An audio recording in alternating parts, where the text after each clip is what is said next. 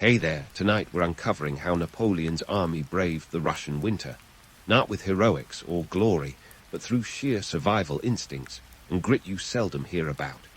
If these stories help you unwind, I'd love a quick like or subscribe, but only if they're genuinely working for you. I'm curious where in the world you're listening from, so drop your location and local time in the comments. It's amazing seeing our little community span the globe through these historical tales. Now make yourself cozy, maybe adjust your room temperature or get that cup of tea, and let's explore tonight's tale together. You're standing on the edge of Europe, staring at an expanse of potential conquest that could make or break an empire. It's 1812, and Napoleon Bonaparte, the man who's made a career out of rearranging the map of Europe like it's his personal jigsaw puzzle, has set his sights on Russia. Why? Because when you've already conquered most of Europe, the only way to keep the spotlight on you is by taking on the one place everyone warns you about. It's like deciding to host a winter outdoor music festival in Siberia, ambitious and insane, with a dash of hubris. Napoleon wasn't just a military genius, he was a master of spectacle. The Grand Armée he assembled for this Russian escapade was the largest military force Europe had ever seen. Over 600 troops, an ensemble cast of soldiers from every corner of his empire, all marching to the beat of Napoleon's drum. It's as if he thought, if I can just throw enough people at Russia, it'll simply have to give up. Spoiler alert, Russia didn't get the memo. Now, why Russia? A mix of ego, politics, and a splash of personal vendetta. Tsar Alexander I of Russia had been getting a bit too cozy with Britain, Napoleon's perennial nemesis. Plus, there was that little matter of the continental system, Napoleon's attempt to economically strangle Britain by barring trade with the continent. Russia wasn't playing ball, and for Napoleon, that was like someone refusing to dance at his party. Unacceptable. But let's talk logistics. You don't just wake up one morning and decide to invade Russia. The planning was akin to organizing a colossal, chaotic festival, where instead of bands you have battalions, and instead of fans, you have soldiers who really don't want to freeze to death. The sheer scale was staggering. 600 troops, thousands of horses, and an endless parade of wagons ferrying supplies. It said the army stretched over 50 miles when on the march. That's like lining up nearly 900 football fields end to end, filled with people who might not even speak the same language, let alone follow the same orders. And speaking of languages, Napoleon's army was a veritable Babel. French, Italian, Polish, German, Dutch. The list goes on. Imagine trying to give directions in that multilingual chaos.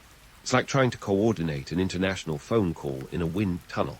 Yet, under the charismatic and terrifying stare of Napoleon, they moved as one, driven by a mix of fear, loyalty, and the promise of glory. But here's the kicker. The Grand Armée was a logistical nightmare, feeding and supplying 500,000 men across hostile territory. It's like trying to feed a small country without the benefit of roads, reliable supply lines, or, grocery stores. The plan relied heavily on foraging, which sounds romantic until you realize it means scrounging for scraps in a land that's about to get very, very cold. Napoleon was betting on a quick campaign, a glorious blitzkrieg that would see him triumphantly entering Moscow before the winter chill set in. Because, let's face it, nobody wants to hang out in Russia come December unless they have to. But as with most grandiose plans, reality had a few curveballs in store. The Russian strategy was as chilling as their winters, scorched earth.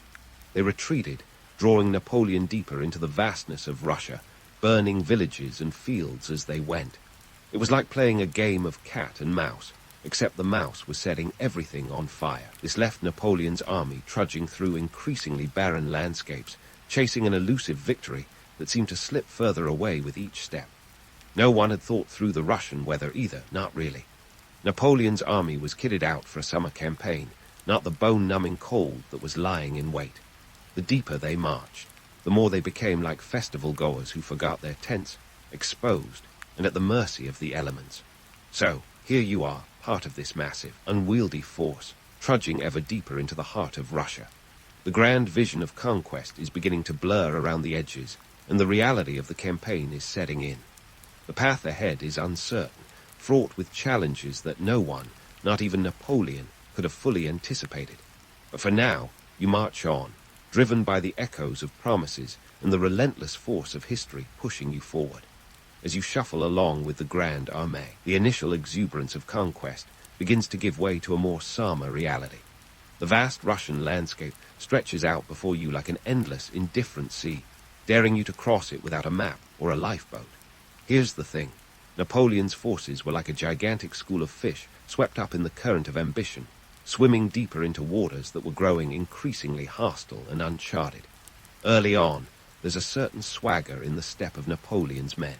After all, they've been on a winning streak that would put any sports team to shame. Confidence was high, perhaps a little too high. What's a little Russian countryside when you've danced across Europe like it's your personal ballroom? But here's the kicker. Russia isn't just a bigger dance floor. It's a whole different kind of party. Instead of waltzing in with a grand entrance, the Grand Armée is about to trip over its own feet. The first brush with Russian forces at the Battle of Smolensk should have been a wake-up call. It's August 1812, and the French are eager to test their might. Smolensk, a city with a history of being a strategic punching bag, finds itself caught in the crossfire again. The battle is fierce, but the Russians, with a mastery of the tactical retreat, slip away like shadows in the dusk. The French claim victory, but it's like winning a game of tag when your opponent is already halfway home. As you march past the smoking ruins of Smolensk, the realization dawns that this isn't going to be a series of glorious clashes ending in ticker-tape parades. Instead, it's more like a frustrating game of whack-a-mole, where every hit lands you deeper into an unfamiliar and unfriendly land. The Russians aren't just retreating, they're leading you on a merry chase, and every step forward is a step further into the unknown. The Russian scorched earth strategy is doing its grim work. Villages are burned, crops are torched, and what little remains seems to vanish like mirages.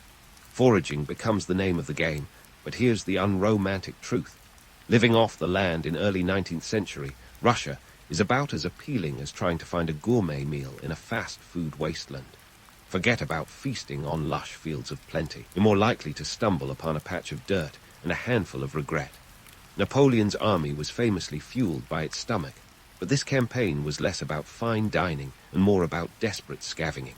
Picture it, soldiers rooting through empty barns and fields, hoping for something edible. The army's diet becomes a grim joke, a potpourri of whatever can be scraped together. If you're lucky, you might find some turnips or wild berries. But more often, it's a slog through meager rations that would make even the most adventurous gourmand lose their appetite. Meanwhile, morale is like a candle flickering in the wind. With each passing day, the reality of the Russian landscape sinks in. The distances are vast, the roads are unforgiving, and the weather, though not yet the infamous winter chill, is already turning unfriendly. The soldiers may have started as a confident wave sweeping across the land, but now they're more like a weary tide, ebbing and flowing with each new challenge. The early battles are a mix of skirmishes and strategic posturing. At the Battle of Valutino, another clash near Smolensk, the French once again faced the elusive Russian forces. It's a hard-fought engagement, and while the French claim another victory, it's a hollow one. Casualties mount, and the further the army marches, the more it feels like they're chasing ghosts. Napoleon, ever the master strategist, realizes that the Russians aren't playing by his rules. His plan for a quick, decisive campaign is beginning to unravel, and with it, the myth of invincibility that clings to his name. The Grand Armée, once a symbol of unstoppable power, is now a lumbering giant with feet of clay, stumbling through a landscape that refuses to yield its secrets. As summer wanes and autumn approaches, the march continues with dogged determination, but the cracks are starting to show. The army is stretched thin, both in supplies and spirit. The Russian terrain, with its endless forests and rivers, is like a maze with no exits, and the deeper you go, the more you realize you're not in control of the game. Yet in true Napoleonic fashion, there's no turning back. The die is cast, and the only way out is through. But here's the thing. The path ahead is fraught with challenges that would test even the most seasoned adventurers. The Russian bear may be elusive, but it's far from tame, and the Grand Armée is about to find out just how dangerous this dance can be. The early battles and relentless march into Russia paint a picture of overconfidence meeting harsh reality. It's a tale as old as time, the hubris of the mighty clashing with the immovable force of nature. As the army trudges onward, there's a growing sense that this isn't just another campaign. It's a test of endurance, willpower, and sheer stubbornness. In the end, the real enemy isn't just the Russian forces or the vast landscape. It's the brutal lesson that sometimes ambition can lead you down paths where victory is just another word for survival.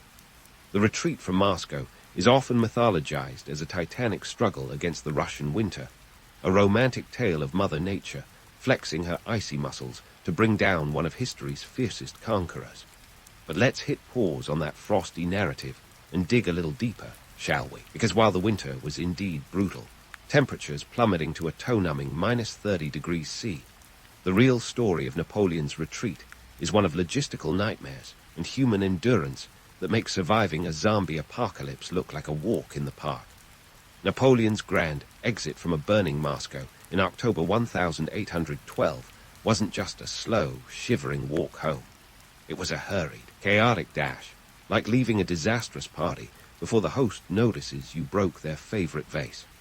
Napoleon had hoped to negotiate a peace deal with Tsar Alexander I, but the Russian leader was about as receptive as a brick wall. So, Napoleon turned his troops around and began the long march west, a journey that would become a textbook case in how not to manage military logistics. The Grand Armée's retreat wasn't simply doomed by the snow and ice that would soon blanket the Russian landscape. No, it was the catastrophic collapse of supply lines that truly spelled disaster. Imagine trying to feed and clothe tens of thousands of soldiers in a place where even the locals were struggling to find a crust of bread. Napoleon's army was like a colossal, hungry beast that had eaten its way through a buffet and was now trying to subsist on crumbs scattered across an icy wasteland. Here's a fun fact. Many of the supply depots that were supposed to support the army's retreat were situated well behind the advancing front, often hundreds of miles away. That's like trying to grab a snack from your fridge when you've locked yourself out of the house and it's snowing. The result? Starvation, disease, and frostbite became the army's constant companions. Soldiers were reduced to boiling leather for sustenance, and if you think that sounds appetizing, let me assure you it's not. This isn't a culinary adventure, it's desperation on a dinner plate. Now, let's address the myth of General Winter, that legendary Russian ally said to have single-handedly defeated Napoleon. While the cold was certainly lethal, it wasn't the sole executioner. The truth is, Napoleon's forces were already weakened by months of attrition before the winter even set in. Out of the 600,000 troops that swaggered into Russia, only about 100,000 made it to Moscow. Disease, skirmishes, and the unrelenting march had already taken their toll. By the time the snow started falling, the army was a ragged shadow of its former self. Still, the winter conditions were the proverbial straw that broke the horse's back. With temperatures plunging to levels that made even the toughest soldiers whimper, frostbite became as common as blisters on a marathoner's feet. Limbs were lost, and morale plummeted faster than the mercury in the thermometers they didn't have. The retreat turned from a strategic withdrawal into a desperate race for survival. And what about Napoleon himself? The man who had danced through Europe now found himself at the center of a nightmare ballet, his dreams of glory slipping away like sand through fingers. Despite the chaos, he remained a master of spin. Even in the face of disaster, he managed to rally his men with promises of warmth and rest just over the next horizon. It was a testament to his charisma that the troops didn't just throw him into a snowbank and make a run for it. Yet, no amount of charisma could conjure supplies from the frozen ground. Napoleon's logistical failures were glaringly apparent. His army was like a clockwork machine with missing gears, unable to function in the cold, grinding to a halt when it should have been pushing forward. The planners had underestimated the Russian terrain and overestimated their ability to live off the land.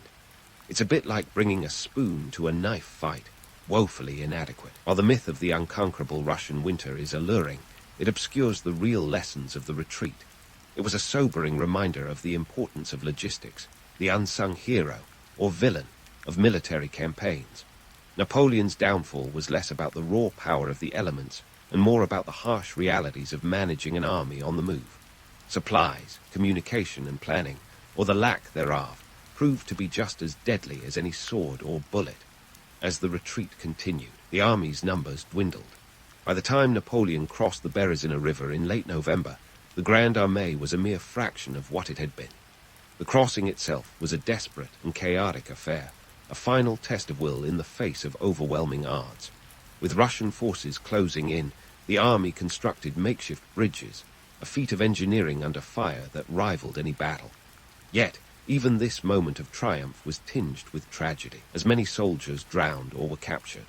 Napoleon eventually abandoned his men, returning to Paris to shore up his crumbling empire. It was a pragmatic, if ruthless, decision.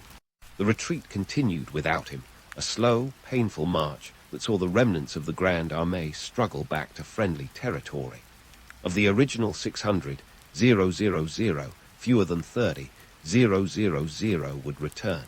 It was a staggering loss, a human tragedy on a scale that defies easy comprehension. So, there you have it. The retreat from Moscow, less a tale of winter's wrath and more a cautionary epic of supply, chain disasters, and the limits of endurance. It's a story that reminds us that even the greatest of leaders can be brought low by the smallest of details. In the end, the Russian campaign was not just a military defeat, but a lesson in the perils of overreach, a sobering reminder that ambition must be tempered by reality, or face the icy consequences. As the tattered remnants of the Grande Armée stumbled back across the frigid plains, the sheer scale of their losses began to sink in like a dull ache that wouldn't go away. We're talking about a force that went from 600, 000 to a mere 10, 000 by the time they reached the relative safety of Poland and Prussia. That's a 98% reduction. Folks, if this were a business, they'd call it a catastrophic failure. In military terms, it's an unmitigated disaster. And just like that, Napoleon's aura of invincibility was punctured faster than a hot air balloon in a thorn bush. Remember, this was the guy who had pranced through Europe, rearranging borders like he was playing Risk on family game night. But now, well, now he was the emperor with no empire, at least none that respected him as the untouchable genius he once was.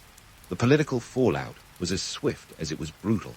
The Allies, smelling blood in the water, started to circle. Countries that had once been cowed into submission by the mere prospect of Napoleon's wrath suddenly found their courage. Prussia, Austria, and Russia recognized a golden opportunity to rid themselves of the Napoleonic yoke. It was like a global game of Jenga, and Napoleon had just pulled the wrong block. In France, the situation was equally dire. The economy was already on shaky ground due to years of war and the continental system that had backfired spectacularly. The government coffers were more barren than the Russian landscape, and the French public was growing weary of Napoleon's endless campaigns. This wasn't just about military losses. It was about the crumbling of an entire system. Back on the Russian front, the remnants of the Grande Armée tried to regroup, but it was like trying to reassemble a jigsaw puzzle with half the pieces missing. Morale was non-existent, supplies were as rare as a unicorn sighting, and the harsh winter continued to gnaw at what little resolve remained. There was no longer talk of glory or conquest. Survival was the name of the game. Napoleon himself, ever the master of propaganda, spun the retreat as a strategic withdrawal, a temporary setback on the path to inevitable victory. But even his silver tongue couldn't mask the stark reality. His once mighty army was in tatters, and his political capital was draining faster than a bathtub with a missing plug. The retreat also exposed the practical limits of Napoleonic warfare. For all of his brilliance on the battlefield, Napoleon had been undone by logistics and Mother Nature, a 1-2 punch that left him reeling. It turns out that even the most formidable armies require more than just audacity and ambition. They need food, shelter, and a plan that accounts for a little thing called winter. Yet, despite the chaos and the ruin, there was a grim sort of resilience among the survivors. Those who made it back carried with them tales of harrowing endurance, stories that would become part of the legend of the Russian campaign. They were battle-hardened, and while their numbers were decimated, their spirit was not entirely broken. On the diplomatic front, Napoleon scrambled to shore up alliances and stanch the bleeding. He negotiated with erstwhile enemies and attempted to rally his remaining forces for one final push. It was a bit like trying to patch up a sinking ship with duct tape and optimism, but Napoleon was nothing if not tenacious. Meanwhile, in the rest of Europe. The myth of the invincible French military machine was being dismantled piece by piece. The Allies saw their chance and began to press their advantage. The coalition against Napoleon grew stronger, united by a common goal, the downfall of the emperor. And so, as the remnants of the Grande Armée limped back across Europe, the stage was set for the final act in the Napoleonic drama. The Russian campaign had been a brutal lesson in the perils of overreach, a stark reminder that even the greatest of leaders can be brought low by the smallest of details. But as the dust settled, one thing was clear. The balance of power in Europe was shifting. Napoleon's reign, once as steady as the tides, was now as precarious as a tightrope walk over a chasm. The man who had once seemed unstoppable was now on the defensive, fighting not just for his empire, but for his very legacy. In the end, the Russian campaign was more than just a military defeat. It was a turning point, a moment when the world realized that even giants have their Achilles heels. It was a humbling reminder that in the grand game of history, no one is invincible, and even the most powerful empires can crumble like sandcastles at high tide. And just like that, Napoleon found himself scrambling to hold onto a crumbling empire, his once unassailable reputation now as threadbare as the uniforms of his retreating soldiers. This debacle wasn't just a personal blow, it was a seismic shift in European politics. Think of it as the end of an era, the moment when the Napoleonic juggernaut hit a brick wall, and the reverberations were felt in every royal court across the continent. The Russian campaign was the catalyst for the Sixth Coalition's formation, a who's who of European powers eager to boot Napoleon off his self-made throne. We're talking about Prussia, Austria, Russia and Sweden, all banding together like an Avengers lineup, but with more epaulettes and fewer capes. Their mission, to capitalize on the weakened French giant and restore the balance of power. Sympathy for Napoleon was as scarce as a warm winter in Siberia. Back in France, the economy was in tatters, resembling a jigsaw puzzle with half the pieces missing. Thanks in no small part to the continental system, Napoleon's economic blockade aimed at smothering Britain, which ended up strangling European trade instead. The French people, weary from years of war and economic hardship, were starting to question whether the glory of empire was worth the bread lines and conscription notices. As 1813 rolled around, Napoleon was a man on the defensive, trying to rally his remaining forces for a campaign that would never materialize into the triumph he so desperately needed.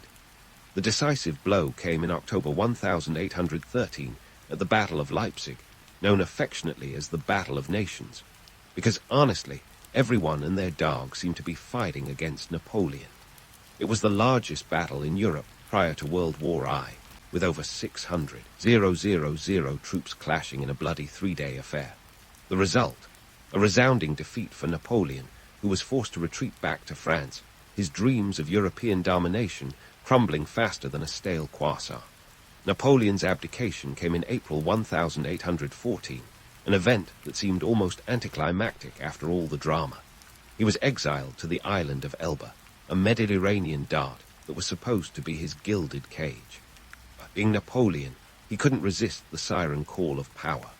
By March 1815, he'd made a daring return to France, a gamble known as the 100 Days. Spoiler, it didn't end well. The showdown at Waterloo in June 1815 was the final nail in the coffin, sealing his fate and sending him to a second, more permanent exile on the remote island of St. Helena, where he'd have plenty of time to contemplate the whims of fortune. Now, let's talk legacy. Napoleon's Russian misadventure gave birth to one of history's most persistent myths, that of General Winter, the icy spectre that supposedly hammered the nails into Napoleon's coffin. Sure, the weather was brutal, but that narrative glosses over the fact that the campaign was already a logistical train wreck before the first flake fell. The myth endures because it's got a certain poetic justice, Mother Nature humbling the mighty emperor. But the truth is more complex, woven with human arrogance, strategic blunders, and the cold, hard limits of ambition. So why does the legend persist? Because failure is often more intriguing than success, and the Russian campaign is a story with all the dramatic trimmings. A brilliant, flawed hero, an epic struggle against impassable odds, and a fall from grace that would make even Icarus wince. It's a tale that appeals to our deepest fascination with hubris and the capriciousness of fate. In the grand tapestry of history, the Russian campaign was a turning point. It marked the beginning of the end for Napoleon, a reminder that even the most powerful figures are subject to the same whims of chance and circumstance as the rest of us. It reshaped Europe, paving the way for the Congress of Vienna in 1815, where the old powers redrew the map, attempting to restore a semblance of order after years of Napoleonic upheaval. It was the dawn of a new balance of power, one that would dictate the continent's political landscape for the next century.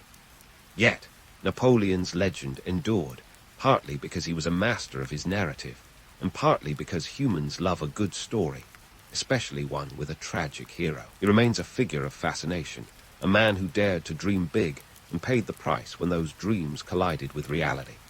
In the end, Napoleon's Russian campaign is a testament to the perils of overreach and the enduring allure of stories where the mighty are laid low. As you drift off to sleep with these tales of ambition and downfall swirling in your mind, remember this. History is never just a series of dates and battles. It's a living, breathing narrative of human triumphs and follies, a reminder that every legend is built on the bones of reality, and that sometimes the most enduring stories are those that remind us of our own fragile grasp on destiny.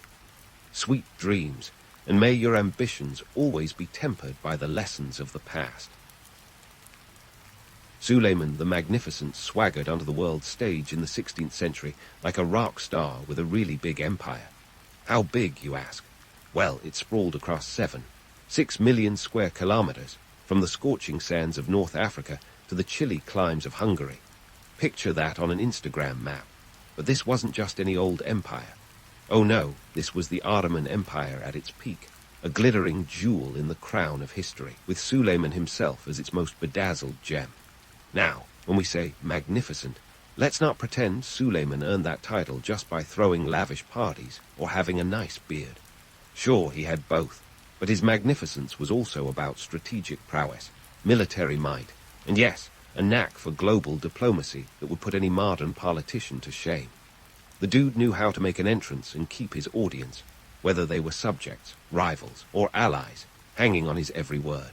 So, what did it take to run this sprawling empire?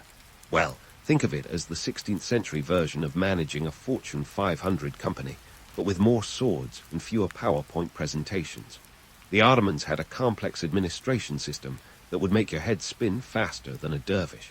They had layers of bureaucracy that even your average DMV would envy. Maybe that's not a fair comparison, though. The Ottomans actually got things done. Suleiman's administration was a well-oiled machine, with the Sultan himself as the head honcho, of course.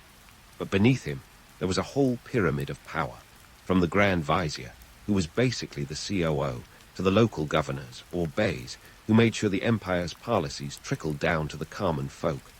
And don't get me started on the Janissaries, the elite infantry units that were the backbone of Ottoman military might. These guys were so committed, they made today's special forces look like a book club.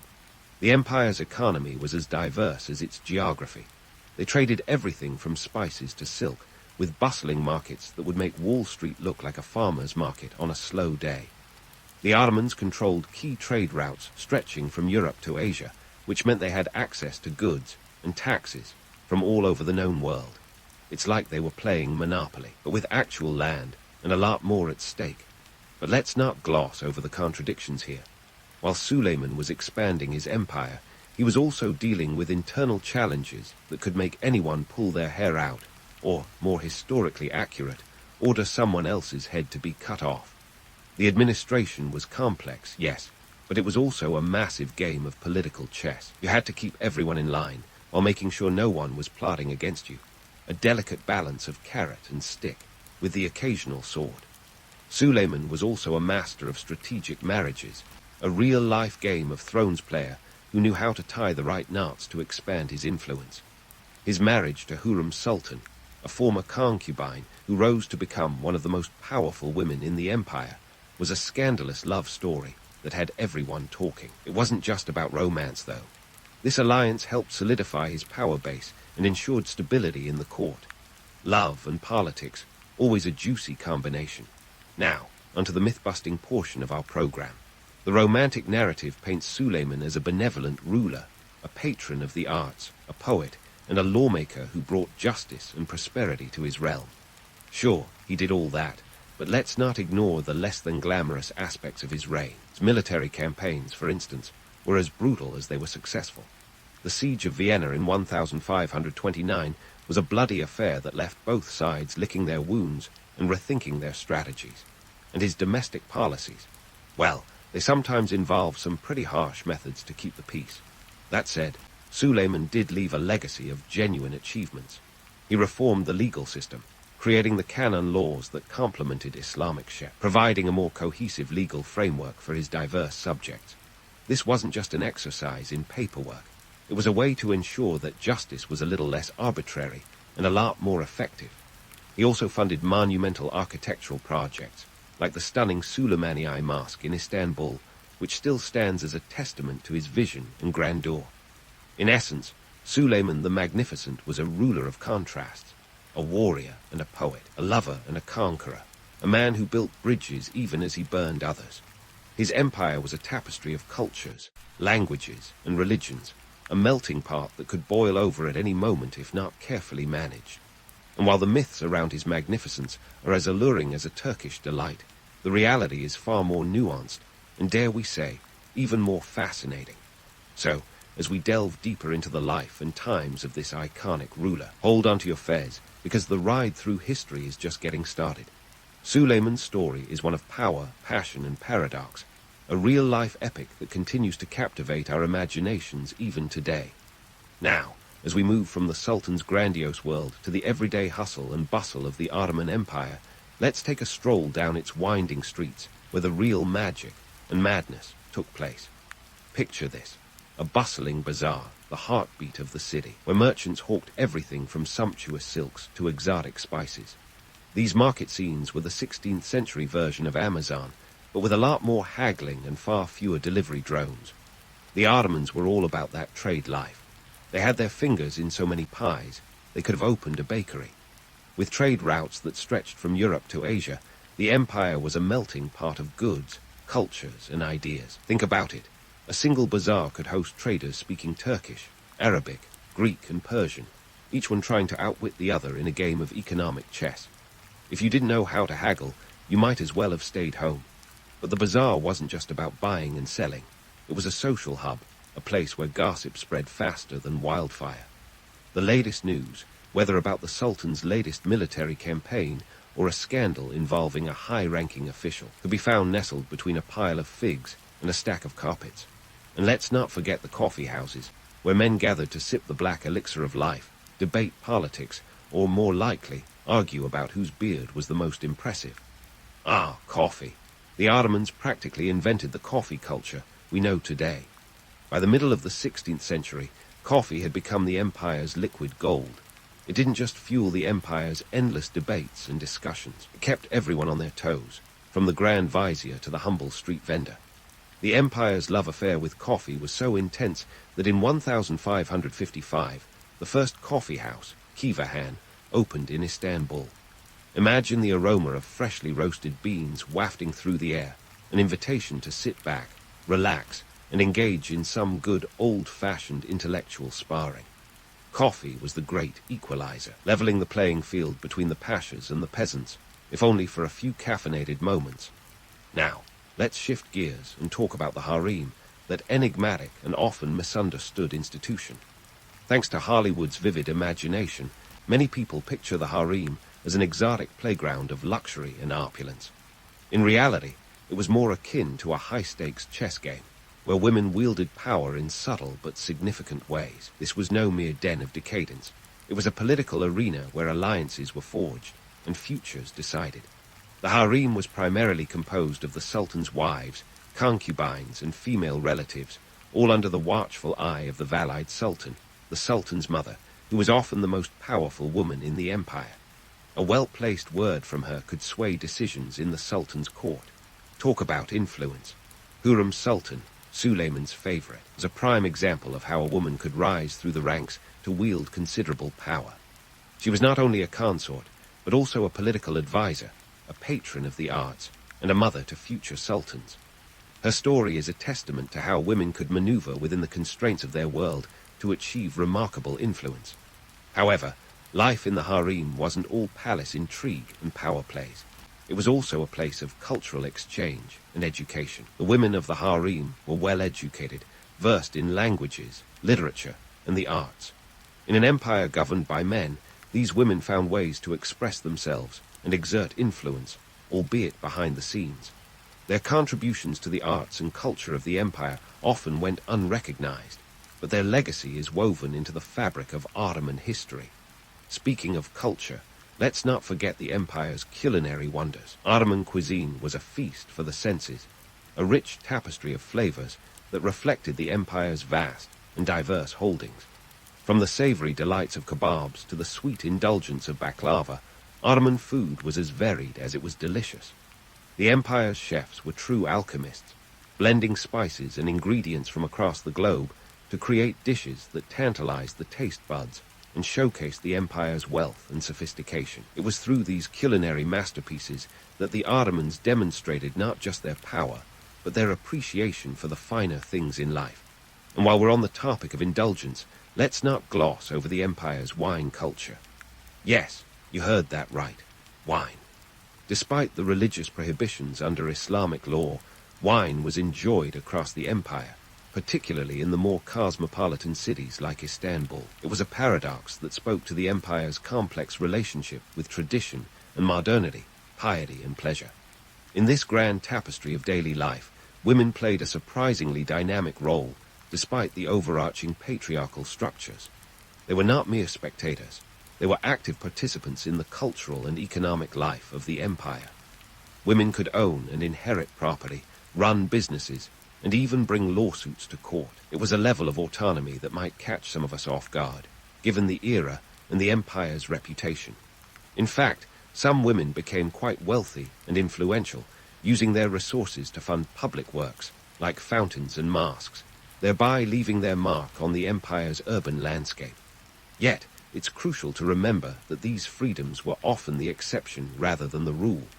For many women, life in the Ottoman Empire was a constant negotiation between societal expectations and personal aspirations. The structures that granted some women power and influence also imposed restrictions that were difficult to overcome. It was a world of contradictions, where the same system that could elevate a woman to the heights of power could also confine her to a life of limited choices. So, as we immerse ourselves in the daily life of the Ottoman Empire, let's not be seduced by the romanticized myths. Instead, let's appreciate the nuanced reality, a world of vibrant diversity, where cultures, languages, and ideas intermingle in a grand imperial dance. The Ottoman Empire was a place of contrasts, where the majestic met the mundane, and everyday life was as much about survival as it was about splendor. As we continue our journey through this fascinating era, remember that our exploration of Suleiman's empire is far from over. There are still countless stories to uncover, each one offering a unique glimpse into the lives of those who lived, loved, and thrived under the shadow of the Ottoman crescent. So, stay tuned, because the ride through history is just heating up, and there's so much more to discover.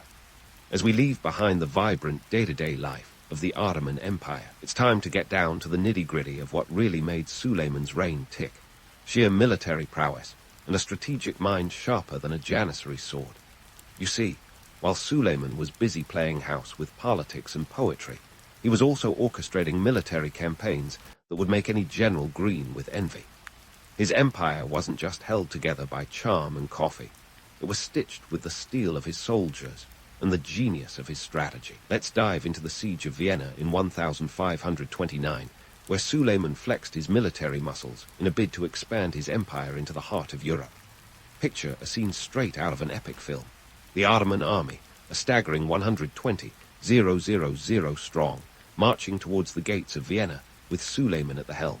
But unlike the movies, this siege didn't end with a neat victory or a heroic last stand. No, it was a brutal stalemate, a harsh reminder that even the mightiest empire has its limits. The Ottomans had been on a winning streak, capturing Belgrade and Rhodes like they were mere appetizers. Vienna, however, was a different beast altogether. The city's defenses were as robust as a Turkish coffee, with walls that laughed in the face of the Ottoman cannons. As rain and mud turned the battlefield into a soggy mess, the siege dragged on, proving that Mother Nature can be a more formidable opponent than any garrison of soldiers. In the end, the siege failed, and the Ottomans retreated, leaving Vienna standing proud and defiant. But here's the kicker. The failure at Vienna wasn't just a military blip. It marked the beginning of the end for Ottoman expansion into Europe. This was no romantic tale of gallant knights and noble causes. It was a hard-fought campaign that highlighted the brutal realities of empire building. The Ottomans might have been magnificent, but Vienna taught them that even they had a ceiling. Speaking of military might, we can't ignore the Janissaries, those elite troops who were both revered and feared across the empire. Picture a group of soldiers so dedicated to their craft, they made today's special forces look like they were on a permanent coffee break. The Janissaries were the Sultan's personal army, the cream of the Ottoman crop, recruited as young boys through the Devshirme system, sort of military draft meets talent scout, but with way more swords and far less choice. These lads were taken from their Christian families, converted to Islam, and trained to be the best of the best. Talk about a tough upbringing, but it worked. The Janissaries became the backbone of the Ottoman military machine, their loyalty to the Sultan absolute, at least until they decided it wasn't, leading to more than a few palace coups. Oh, the irony of training an elite force that occasionally turned against you. Maintaining such a force wasn't cheap. The economic costs of keeping the Janissaries battle-ready were astronomical, draining the empire's coffers faster than a sultan could say, tax hike. The salaries, equipment, and rations required to keep these troops satisfied meant the empire had to constantly find new sources of revenue. It was a delicate balancing act, one that often tipped towards fiscal chaos. Yet, the Janissaries remained a symbol of Ottoman power, and a reminder that even the most formidable military machine has its financial Achilles heel. Now, let's debunk a myth or two about the chivalrous sultans of old, shall we?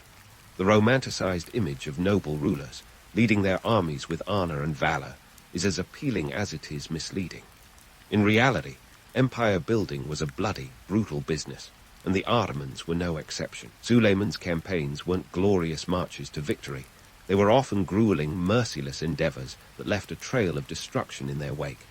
Take the Battle of Mohawks in 1526, for example. It wasn't just a battle, it was a massacre.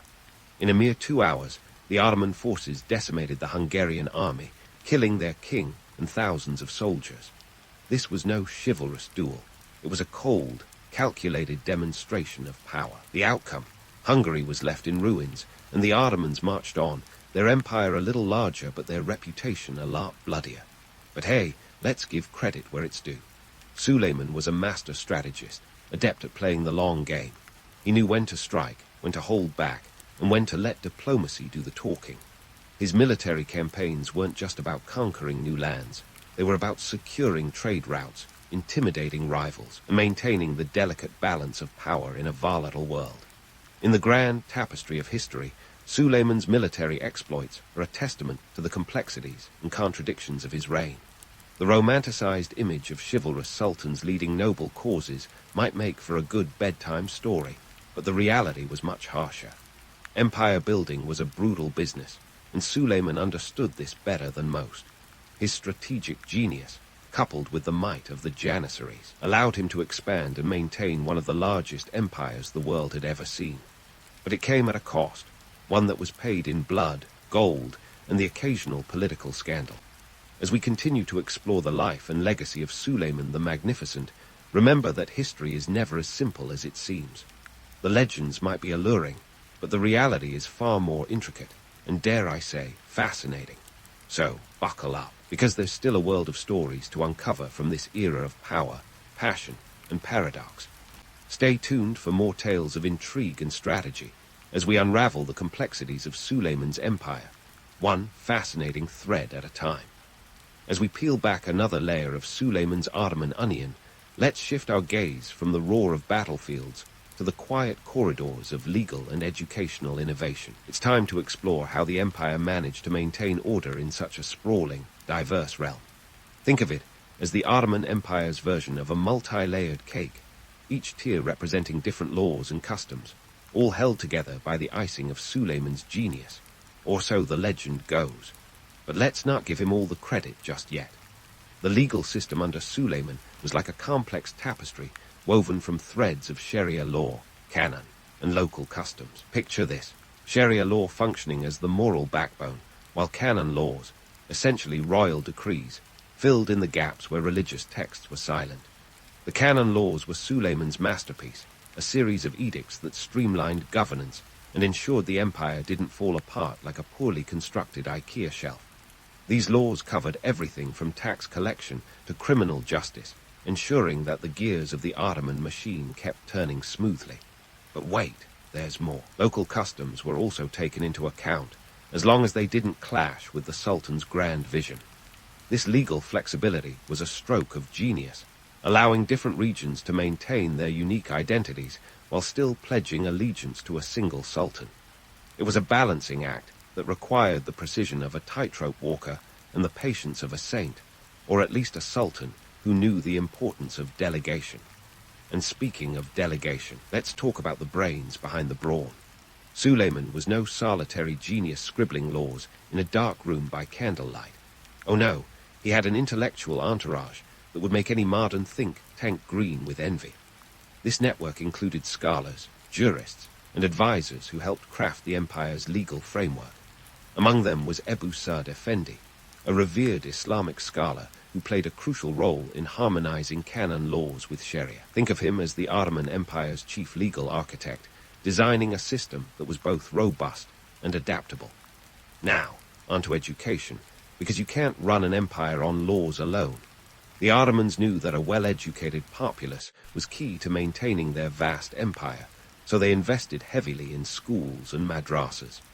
These institutions weren't just about rote learning. They were centers of intellectual debate and innovation. Subjects ranged from mathematics and astronomy to theology and the arts, creating a well-rounded curriculum that would put today's liberal arts programs to shame. Education wasn't just for the elite, either.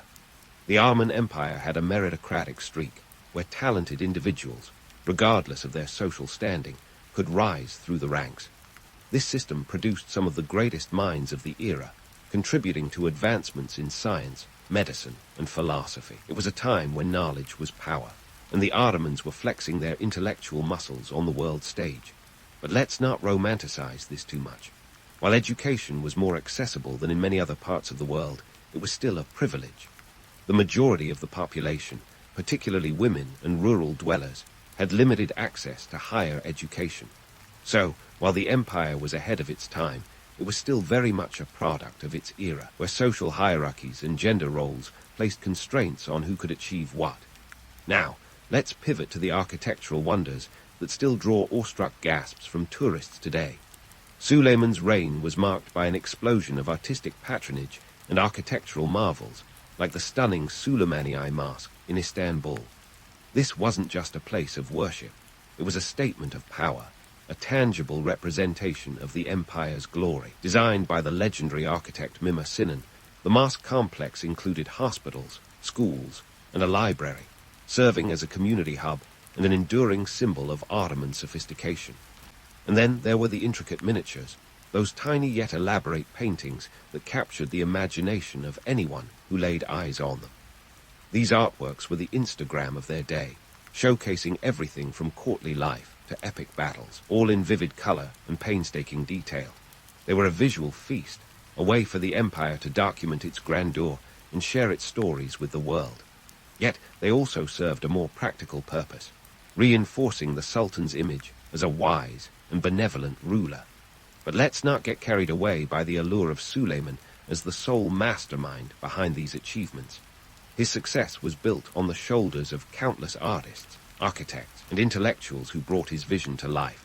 They were the unsung heroes of Ottoman history, the ones who toiled away in the shadows while the Sultan basked in the limelight. In reality, Suleiman was more of a conductor than a soloist, orchestrating a symphony of talent that resonated throughout the empire.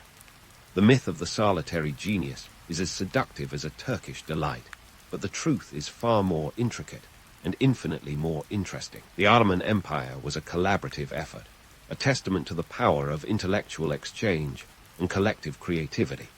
So, as we delve deeper into this era of astonishing achievements and intricate politics, let's remember that history is seldom the work of a single individual.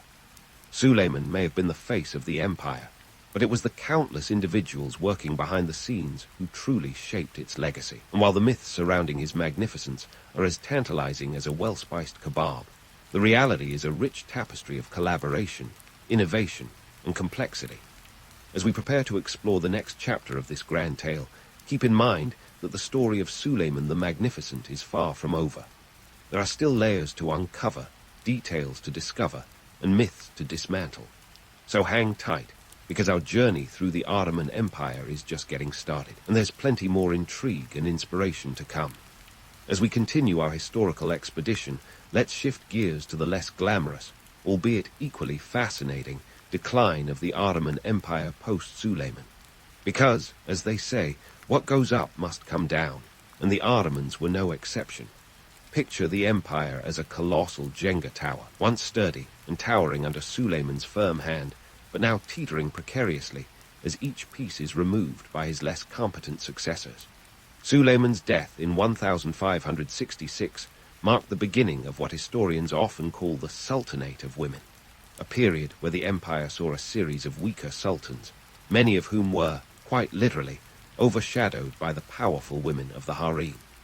These remarkable women, such as Kursum Sultan and Tudhan Sultan, wielded influence from behind the veil, often acting as regents for their sons. While the romantic narrative paints this as a golden era of female empowerment, the harsh reality was a chaotic power struggle that left the empire vulnerable.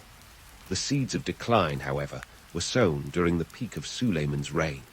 His expansionist policies, though impressive, had stretched the empire's resources thinner than a sultan's patience during a failed military campaign. By the late 16th century, the empire was grappling with a bloated bureaucracy, a military that had grown complacent, and an economy that was less buoyant than a capsized galley. Inflation was as rampant as the plague, spurred by the influx of New World silver, which devalued currency faster than you could say economic crisis. And let's not forget the Janissaries, who had become a shadow of their former selves. Originally an elite fighting force, they had morphed into a powerful political faction more interested in creature comforts than combat. The Devshirme system faltered, and recruitment standards plummeted. By the 17th century, the Janissaries were less about military prowess and more about political machinations, often influencing succession and policy decisions to suit their interests. Imagine if your local book club could overthrow a government. That's the kind of influence we're talking about. The empire's administrative inefficiency was further compounded by its vast and diverse territories. What was once a strength had become a logistical nightmare. Maintaining control over such a sprawling expanse required more than just the occasional stern letter from the Sultan. Regional governors, or beys, often acted as semi-independent rulers, answering to the Sultan in theory, but pursuing their own agendas in practice. The result, a patchwork quilt of governance that was as likely to unravel as it was to hold together. In the realm of foreign affairs, the Ottomans faced mounting pressure from all sides. European powers were growing stronger and more unified, no longer content to play the role of the beleaguered neighbors. The Habsburgs and the Safavids were constantly nipping at the empire's heels, eager for a piece of the Ottoman. It was as if every neighboring empire suddenly realized they had a dog in the fight and decided to join the fray. The Battle of Lepanto in 1571 was a turning point, a naval defeat that sent shockwaves throughout the empire. The Holy League, a coalition of European powers, dealt a crushing blow to the Ottoman navy, shattering the myth of Ottoman invincibility. Though the empire would rebuild its fleet, the psychological impact of the loss was profound. The Ottomans were no longer the undisputed masters of the Mediterranean, a reality that stung as sharply as a Janissary's blade. As the 17th century progressed, the empire entered what many historians call the Tulip Era, a period of relative peace and cultural flourishing that was as bizarre as it was beautiful. The Ottomans, enamored with the exotic tulip flower, went tulip mad, sparking a speculative frenzy that would make even the most seasoned Wall Street trader blush. The tulip mania was a fleeting distraction from the empire's underlying issues, a colourful mask for a face marred by economic instability and political infighting. Fast forward to the 18th century, and the Ottoman Empire was often referred to as the sick man of Europe, a title as dubious as it was prophetic. The once mighty empire was now a shadow of its former self, plagued by corruption, inefficiency, and a military that was more ceremonial than combat-ready. The Ottomans attempted to modernize, borrowing ideas and technologies from Europe, but these efforts were too little, too late. The empire was a sinking ship, and the lifeboats were few and far between. Yet, even as the empire crumbled, the myths endured. The romantic image of the Ottoman Empire as a land of exotic splendor, where sultans lounged in opulent palaces, and the air was thick with the scent of spices and intrigue, persisted long after the last sultan was deposed. It's a narrative that continues to captivate the imagination, even as history tells a more nuanced story of decline and resilience, of grandeur and grit. And here's the kicker. The legacy of the Ottoman Empire is still felt today. Its influence can be seen in the cultural and political landscapes of modern Turkey and beyond. The empire's legal and architectural innovations have left an indelible mark, while its complex history serves as a cautionary tale of the perils of overreach and the importance of adaptability. It's a reminder that history is as much about learning from the past as it is about understanding it. So, as we wrap up our journey through the life and times of Suleiman the Magnificent and his successors, let's take a moment to reflect on the enduring allure of the Ottoman Empire. It's a tale of power and passion, of triumphs and tragedies, of myths and realities. And much like a strong cup of Turkish coffee, it's best savored with a hint of skepticism and a dash of humor. In the end, the story of the Ottoman Empire is a testament to the complexities of human history, a reminder that empires rise and fall, but their legacies endure, shaping the world in ways we can scarcely imagine.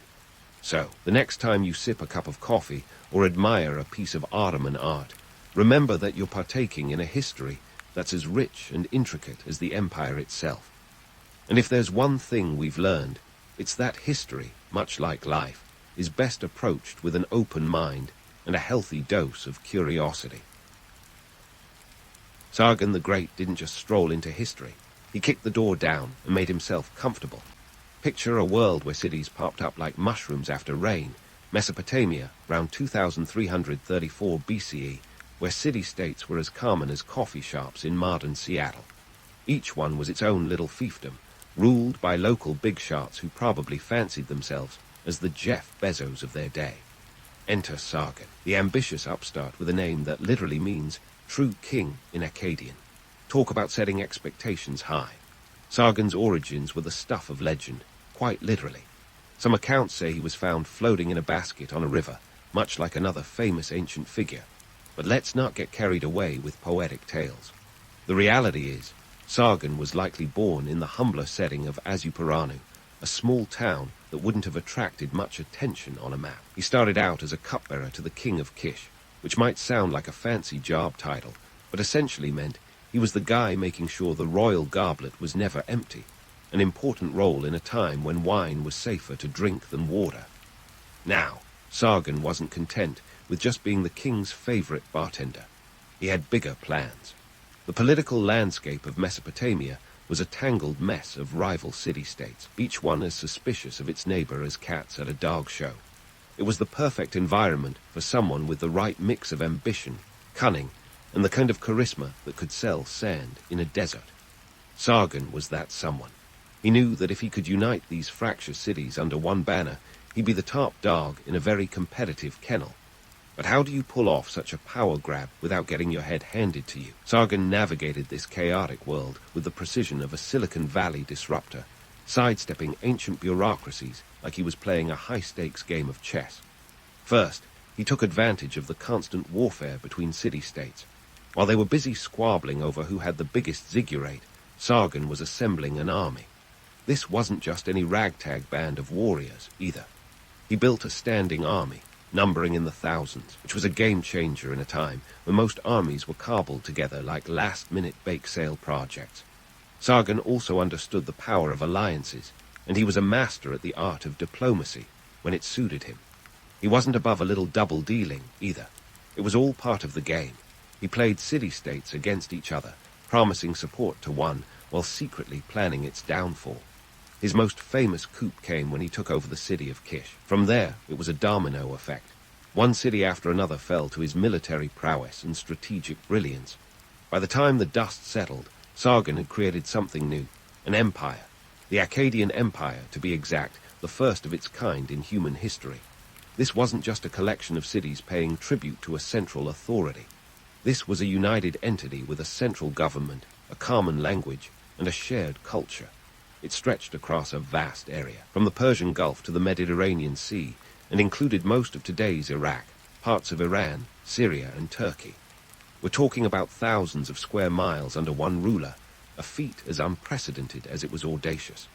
In this new empire, Sargon wasn't just a king. He was a god king, a living deity whose word was law. He established a capital at Akkad, a city that unfortunately today remains lost to us, swallowed by the sands of time like so many other ancient mysteries. But Sargon's influence was anything but ephemeral. He standardized weights and measures, built roads, and implemented a postal system. Think of it as the ancient world's equivalent of broadband.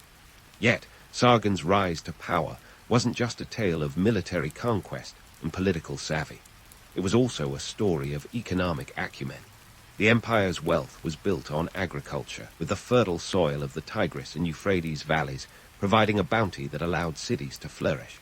Trade routes stretched across the empire, bringing in resources like timber, metals, and precious stones. Sargon knew that controlling these resources was as crucial to his empire's stability as any army. Of course, no story of a great ruler would be complete without a touch of controversy. Sargon's reign wasn't all grand visions and glorious conquests. His methods were often ruthless, and his empire was held together by force as much as by diplomacy. There's a famous quote attributed to him: "The king, who had no rival or equal, spread his splendor over all the lands." It's a nice bit of spin, but the reality was that many of those lands had to be convinced of his splendor at the point of a spear. So there you have it, Sargon the Great, the man who turned the chaotic tapestry of Mesopotamian city-states into the world's first empire. He was part warrior, part statesman, part visionary, and all ambition.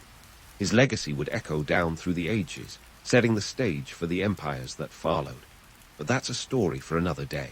For now, let's leave Sargon surveying his empire, a man who had risen from humble beginnings to become a legend in his own time, and beyond. Sargon the Great, there he was, standing atop his newly minted empire like a Mesopotamian Alexander the Great, only with more cuneiform tablets and fewer marble busts. But let's not get ahead of ourselves. Building an empire wasn't just about flexing military muscle. It required a level of logistical savvy that would make modern-day event planners break out in a cold sweat. Now, let's talk about the nuts and bolts of how Sargon pulled this off. Imagine coordinating thousands of troops across a landscape that didn't come with handy street signs or GPS. Sargon's military campaigns were like a high-stakes game of chess played on a board the size of Western Europe, with pieces that had minds of their own and a penchant for rebellion. The guy didn't just wake up one day, march into a city, and claim it as his own. Oh no, Sargon's campaigns were meticulously planned, relying on both cunning and brute force. First, let's debunk the myth that Sargon's conquests were divinely ordained. Sure, the propaganda machine of the time would have you believe he had the guards on speed dial, but the truth was more down to earth. Sargon was a master of psychological warfare. He understood that the perception of divine favor could be as effective as a well-placed spear. So, he crafted an image of himself as the chosen one, a man whose victories were preordained. It was ancient spin at its finest, designed to demoralize enemies and rally his own troops. Speaking of troops, Sargon's army was a force to be reckoned with. While most city-states relied on hastily assembled militias, Sargon had a standing army. This wasn't some ragtag group of weekend warriors. It was a professional force, trained and equipped for the long haul. Imagine trying to keep thousands of soldiers fed, clothed, and ready to fight without the luxury of MREs or Kevlar. It was like managing a rock band on a never-ending tour, only with fewer groupies and more spears. Logistics were everything. Sargon knew that an army marches on its stomach, so he secured supply lines that stretched across his territories. The fertile lands of the Tigris and Euphrates were his breadbasket, literally.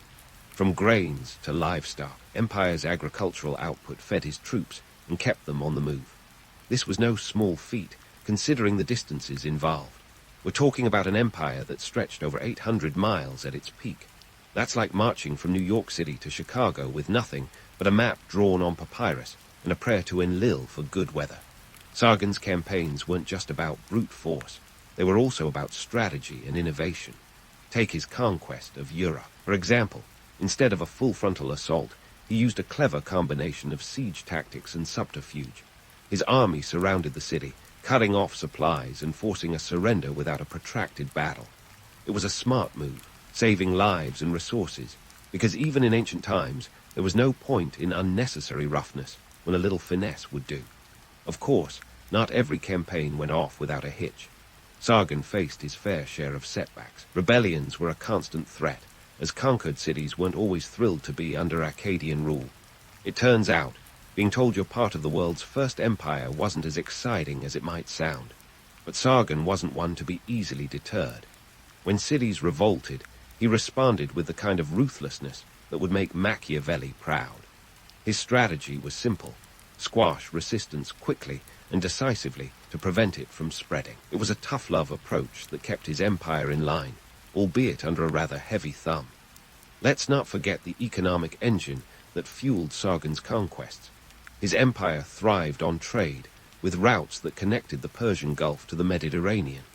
These trade networks brought in everything from lapis lazuli to cedar wood, enriching the empire and consolidating Sargon's power. Controlling these routes was like having a monopoly on the ancient Silk Road, a lucrative position that funded further military campaigns and cemented Sargon's status as the big cheese in Mesopotamia. But here's where things get even more interesting. Sargon's reign wasn't just about military might and economic prowess. It was also about cultural integration. Unlike modern empires that sought to homogenize conquered peoples, Sargon allowed a certain degree of cultural autonomy. The Akkadian Empire was a melting pot where diverse cultures coexisted under a single political entity. This pragmatic approach helped maintain stability and reduced the likelihood of constant uprisings. It was a shrewd move, acknowledging that people were more likely to accept new rulers if their traditions and customs were respected. In the end, Sargon's ascent to power and his military campaigns were a masterclass in leadership. He was a man who could see the bigger picture, orchestrating a symphony of conquest that reshaped the political landscape of the ancient Near East.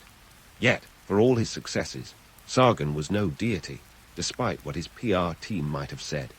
He was a man of his time, using the tools available to him to carve out a legacy that would echo through history. As we leave Sargon's story for now, remember that his empire wasn't just a collection of conquered cities, but a complex web of political, economic, and cultural systems. It was an empire built on the backs of soldiers, the sweat of farmers, and the vision of a ruler who dared to dream big. The Akkadian Empire was more than just an ancient footnote. It was the blueprint for future empires. And while Sargon's star would eventually fade, the lessons of his reign would endure, offering insights into the nature of power and the human condition. But that's a tale for another day, as the sands of time continue to shift and reveal the stories of those who came after him. But let's not get ahead of ourselves. Sargon's empire building wasn't just about swords and spears. It was also about shekels and trade routes. At the peak of his power, Sargon wasn't just the guy with the biggest army in Mesopotamia. He was the CEO of the ancient world's first multinational corporation. Forget Silicon Valley. The Akkadian Empire was the original economic powerhouse, and Sargon was its visionary entrepreneur. First off, let's talk about the economy. The Akkadians were like the ancient world's version of Amazon, minus the prime delivery, but with plenty of clay tablets to keep track of goods. At its height, the Akkadian Empire boasted a trade network that spanned thousands of miles, stretching from the Mediterranean all the way to the Indus Valley. That's right, Sargon's empire was trading with regions that today would mean flying over several countries. You could think of it as a precursor to globalization, but instead of internet speeds, they measured progress in donkey travel times. This trade network was a web of interconnected routes that brought in everything from copper to cedar wood. And let's not forget the all-important lapis lazuli, blue gold of the ancient world. These trade goods were the lifeblood of the empire, fueling its economy and filling its coffers. The Akkadians weren't just trading in goods, they were trading in influence, and Sargon was the master of the deal. By controlling these routes, Sargon effectively held the ancient world's purse strings. He wasn't just a military genius. He was an economic strategist who understood that wealth was as crucial to power as any army. Now, the Akkadian Empire wasn't just about accumulating wealth. It was also about cultural fusion. Picture this, a vast empire where Sumerians, Akkadians, and countless other peoples coexisted under one banner. It was like a big, ancient melting pot, with languages and cultures mingling like ingredients in a Mesopotamian stew. But don't get too starry-eyed about the Cumbaya moments. This was no peaceful coexistence. It was more like a forced potluck, where everyone had to bring something to the table, or else. Yet, this cultural fusion led to some remarkable innovations. For instance, the Akkadians adopted the Sumerian cuneiform script, giving us one of the earliest written languages. In a world where oral tradition was king, having a written language was like having the latest smartphone. It was a game changer. It allowed for the recording of everything from trade transactions to epic poetry, preserving knowledge in a way that was unprecedented. This wasn't just bureaucracy for the sake of it. This was the foundation of recorded history. Of course, all this wasn't without its challenges. Managing an empire of this scale was like trying to keep a dozen spinning plates from crashing down on your head. Sargon had to juggle everything from rebellious city-states to the logistics of moving goods across vast distances. And let's not forget the ever-present threat of famine or disease, which could turn a thriving city into a ghost town faster than you can say locust plague. Sargon's administration had to be top-notch to keep this all running smoothly. He established a centralized government with officials overseeing various regions, ensuring that taxes flowed like the Euphrates in flood season. This bureaucracy was the oil in the empire's engine, and Sargon was the mechanic fine-tuning it to perfection. It wasn't glamorous work, but it was the backbone of his empire's success. Despite all this, Sargon's empire was not built to last. The seeds of its downfall were sown in the very systems that made it great. The vast distances and diverse cultures that made the Akkadian Empire rich also made it fragile. It was like a Jenga tower built on a wobbly table, and sooner or later, something was going to give. The pressures of maintaining such a massive and diverse empire eventually took their toll, leading to cracks in the foundation that could not be easily repaired. And yet, for all its eventual collapse, the Akkadian Empire left an indelible mark on history. It set the precedent for future empires, demonstrating the power of a centralized state, the importance of trade, and the potential of cultural integration. Sargon's vision, though ultimately unsustainable, was a blueprint for those who came after him. His empire was a testament to human ambition, ingenuity, and the perennial quest for power. As we look back on Sargon's reign, it's clear that his legacy was more than just military conquests and economic prosperity. It was about the human capacity to dream big, to build something greater than oneself, even if it's destined to crumble. The Akkadian Empire was a grand experiment in empire building, a first draft in the long story of civilization. So, as we leave Sargon surveying his empire, remember that his story is a reminder of both the possibilities and the limitations of human ambition. But fear not, dear listener, because the saga of the Akkadian Empire is far from over. There's still more to uncover about its zenith and the factors that eventually led to its decline. So stick around as we continue this historical journey, diving deeper into the annals of ancient history and exploring the lessons it holds for us today.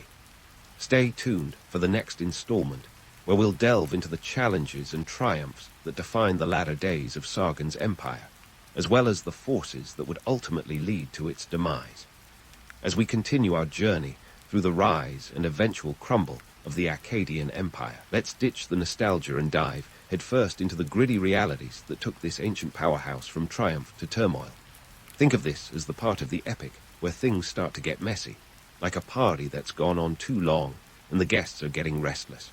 First up, let's talk about internal strife. You know how they say family reunions can get awkward?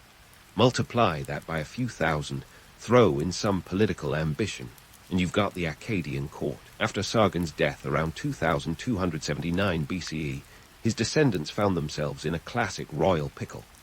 His sons, Rimush and Manishtushu, stepped into their father's sandals, but it wasn't exactly a smooth transition, more like a Game of Thrones, with fewer dragons and more daggers. Both rulers faced rebellions from city-states that were less than thrilled about being under Akkadian thumbs, proving that inheriting an empire isn't always the cakewalk it sounds. Rimush was the first to take the helm, and he had all the makings of a classic middle manager, competent but uninspiring. His reign was marred by uprisings from cities like and Lagash, who seemed to forget they were part of the empire's family plan. Rimush might have been a chip off the old block, but his ability to quell these rebellions was hit or miss. His tenure ended abruptly after just 9 years, allegedly at the hands of his own courtiers. Talk about office politics gone wrong. Enter Manishtushu, Rimush's brother, who stepped up to the plate around 2269 BCE. He tried to keep the empire glued together with a mix of military might and economic incentives. He expanded trade networks and embarked on ambitious building projects. But his reign wasn't all sunshine and lapis lazuli. Manishtushu faced challenges from within the empire's bureaucracy. Imagine trying to manage a spreadsheet of rebellious governors while also being the face of a multi-regional corporate giant. His reign, too, ended in turmoil, with rumors of assassination swirling like Mesopotamian sandstorms. Now, let's shift gears to one of history's less glamorous, but no less impactful, culprits: climate change. No, they didn't have SUVs or coal plants back then, but they did have the Akkadian equivalent: unpredictable weather patterns. Around 2200 BCE, the region was hit by a severe drought that makes today's water shortages look like a minor inconvenience. The once fertile lands of the Tigris and Euphrates turned to dust, and crops failed faster than you can say. Agricultural disaster. This wasn't just a bad harvest. It was a prolonged crisis that sent shockwaves through the empire's economy. Imagine being in charge of an empire when the breadbasket is suddenly empty. The Akkadian administration scrambled to respond, but there's only so much you can do when the guards aren't answering your rain dances. Farmers couldn't produce enough to feed the population, let alone the army that kept the empire in check. Food shortages led to unrest, and the once loyal subjects started eyeing the throne with growing suspicion. It was a domino effect of disaster. Famine led to migration led to conflict, and conflict led to more instability. But wait, there's more. Just when you thought things couldn't get worse, enter the Gutians, stage right. These pastoralists from the Zagros Mountains weren't just popping by for a friendly chat.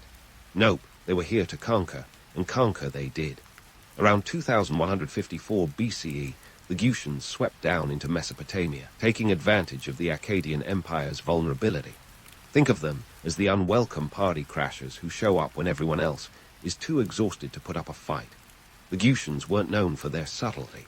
They disrupted trade routes, sacked cities, and generally made a nuisance of themselves. Picture a swarm of locusts with swords, and you've got a pretty decent idea of the chaos they unleashed. The Akkadian military, once the pride of the empire, struggled to fend off these invaders. Their arrival was the final nail in the empire's coffin, a brutal reminder that maintaining an empire isn't just about building it, it's about defending it too. In the midst of this turmoil, you had the last significant ruler of the Akkadian dynasty, Shah Kali-Shari. His name might mean king of all, but his reign was anything but supreme. He spent most of his time playing whack-a-mole with rebellions and Gutian incursions, trying desperately to keep the empire from unraveling. Despite his efforts, the empire continued to fracture, like a clay tablet dropped one too many times. Shah Kali-Shari's reign eventually ended in chaos, and with it, the last gasps of the Akkadian Empire as a unified entity. By around 2115 BCE, the empire had splintered into a mosaic of city-states, each one eager to reclaim its independence. The once mighty Akkadian Empire faded into history, leaving behind a legacy of both grandeur and cautionary tales. The Akkadian Empire's decline wasn't just a tale of inevitable collapse. It was a complex interplay of internal and external pressures, a reminder that even the greatest empires are vulnerable to the whims of nature and the ambitions of rivals. It's a story that resonates through history, a testament to the fragility of human achievement in the face of forces beyond our control. So there you have it, the beginning of the end for the Akkadian Empire. It's a saga of power, ambition, and the harsh realities of ruling over a vast and diverse land. But don't go anywhere just yet. There's still more to uncover about what came after the fall, and how the echoes of Akkadian greatness would shape the future of Mesopotamia and beyond. Stay tuned for the next installment, where we'll delve into the aftermath of this ancient drama and explore the legacies that lingered long after the dust settled. With the dust of the Akkadian Empire's collapse settling, let's take a moment to sift through the rubble and see what treasures of legacy Sargon the Great left behind. Sure, his empire fell apart like a house of cards in a windstorm, but the mark he left on history is as indelible as a cuneiform tablet. Sargon didn't just build an empire. He set the stage for what an empire could be, and that's a legacy worth unpacking. First, let's talk language. The Akkadian language was the lingua franca of the ancient Near East long after the empire itself had crumbled. Picture it as the English of the ancient world. Everyone wanted their tablet inscribed with it. This linguistic dominance didn't just happen overnight. It was the result of Sargon's policy of cultural amalgamation, where local languages mingled with Akkadian to create a common tongue. This wasn't just a convenience. It was a unifying force that allowed for better administration and trade across vast distances. Even when the empire was no more, the language lingered on, like a catchy tune you just can't shake. Moving on to administrative innovations, Sargon's empire was a bureaucratic behemoth. He pioneered a centralized government with regional governors. Think of them as the middle managers of the ancient world. Sargon knew that keeping tabs on an empire stretched over 800 miles required more than just good intentions. These officials, often selected for their loyalty rather than just their competence, collected taxes, enforced laws, and kept the gears of empire well-oiled. Sure, bureaucracy gets a bad rap, but for Sargon, it was the glue that held his sprawling empire together. And let's not forget the concept of a standing army. Before Sargon, military forces were more like weekend warriors, assembled as needed and disbanded just as quickly. Sargon changed all that by maintaining a permanent army, ready to march at a moment's notice. This wasn't just about flexing military muscle, it was about deterrence. A standing army was like having a beware of dog sign on a kingdom-wide scale, discouraging would-be usurpers and rebellious city-states from getting any funny ideas. Now, we've got to address the elephant in the room, how Sargon's story has been romanticized over the millennia. Some ancient scribes painted Sargon as a semi-divine hero, a man of the people who rose from humble beginnings to rule the world. It's a classic rags-to-riches tale, perfect for the epic poems and royal propaganda of the time. But let's not forget that Sargon's rise was as much about calculated opportunism as it was about destiny.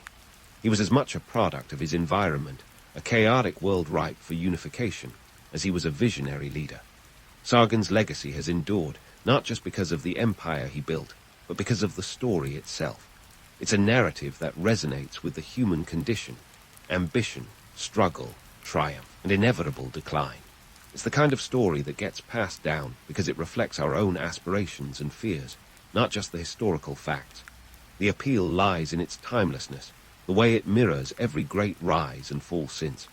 As we reflect on why the Akkadian Empire's saga still captures our imagination today, it's worth considering what it teaches us about leadership and ambition. Sargon showed that vision and innovation are crucial, but they're not enough to sustain greatness. His empire was a marvel of its time, but it also revealed the inherent fragility of human endeavors. All the military might and administrative genius in the world couldn't prevent the natural and political forces that eventually brought it down. The story of Sargon and his empire is a reminder that history is not just a record of what happened, but a tapestry of interconnected threads, economic, social, political, all woven together. It teaches us that power is transient, that even the greatest achievements are subject to the whims of fate and circumstance. Yet it also offers hope, that human innovation and determination can create something remarkable, even if it doesn't last forever. In the end, Sargon's legacy is as much about the lessons we draw from his story as it is about the empire itself. His tale is a cornerstone of the human narrative, a testament to the enduring power of ambition and the inevitability of change. So as we close the chapter on Sargon the Great, let's carry forward the insights his story offers, a blueprint for leadership and a cautionary tale of hubris, wrapped in the enigma of history. And as the sands of time continue to shift, perhaps we'll find that Sargon's legacy isn't just buried in the past, but living on in the stories we tell and the lessons we learn. Boudica's life was like a wild ride on a chariot, with all the bumps and thrills of a historical roller coaster. She was the warrior queen of the Iceni tribe, the kind of woman who makes you want to grab your shield and shout, "Freedom!" But hold that thought, because her journey to rebellion is way more complex than a Mel Gibson movie. Our story kicks off in 1st century Britain, a time when Rome was busy stamping its oversized sandal all over Europe. Here's the scoop. Boudica was born around 30 AD, give or take. Dates are a bit fuzzy because ancient historians were about as precise as a weather forecast. The Iceni tribe, nestled in what we now call East Anglia, was a Celtic powerhouse. Think of them as the original Britons with a penchant for face paint and an impressive collection of mustaches that would put modern hipsters to shame. Boudica, a name that means victorious, was raised in this warrior culture where women were not just housekeepers. They could own property, choose their husbands, and lead troops into battle. Talk about progressive for the Iron Age. Enter King Prasutagus, Boudica's hubby and the ruler of the Iceni. Prasutagus knew how to play his cards, by cozying up to the Roman Empire while keeping one foot in the Celtic world. He was like that friend who joins every club in Carthage, but never really commits to any of them. When Emperor Claudius and his legions rolled into Britain in 43 AD, Prasutagus struck a deal. The Iceni would be a client kingdom, a kind of semi-autonomous status under Roman rule. In return, the Romans promised protection and recognition. It was all very Game of Thrones, minus the dragons. The Romans, on the other hand, were like that annoying neighbor who borrows your lawnmower and never returns it. They brought with them their love for straight roads, aqueducts and taxes, lots of taxes, and let's not forget their cultural superiority complex. To the Romans, the Britons were a bunch of uncivilized barbarians who needed a good dose of Latin lessons and Roman baths. The Britons, meanwhile, looked at Roman customs, togas, public baths, and weirdly enough, fish sauce and thought, "You do you, but we'll stick to our own thing." Now, Boudica was no shrinking violet. Descriptions of her from the Roman historian Cassius Dio paint her as someone you wouldn't want to cross. He wrote that she was very tall and terrifying in appearance, with flaming red hair that cascaded down to her hips.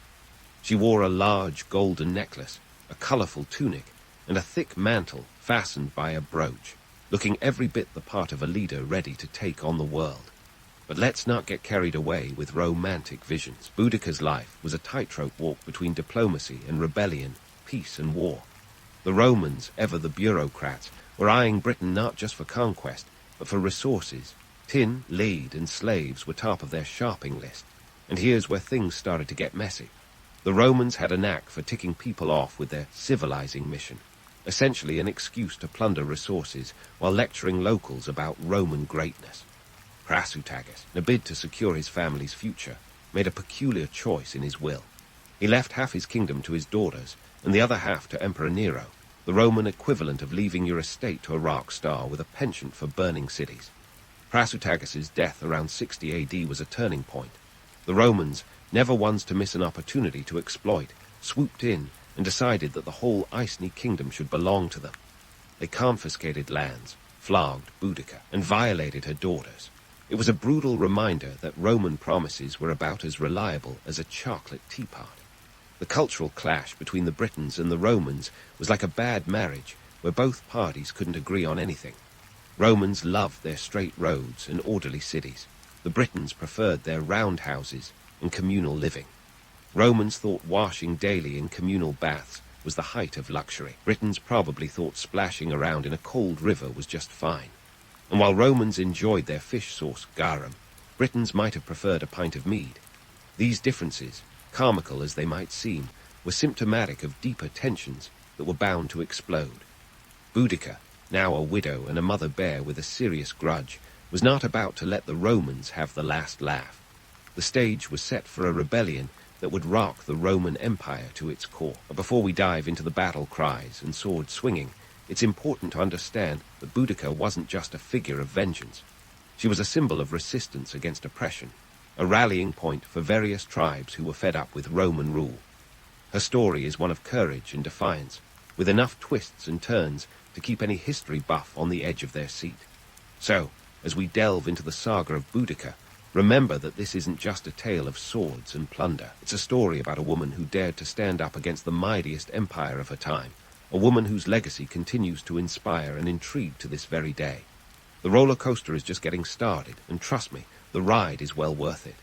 Now, let's zoom in on the moment when the Roman Empire's charming facade slipped, revealing its inner tyrant. Picture the scene.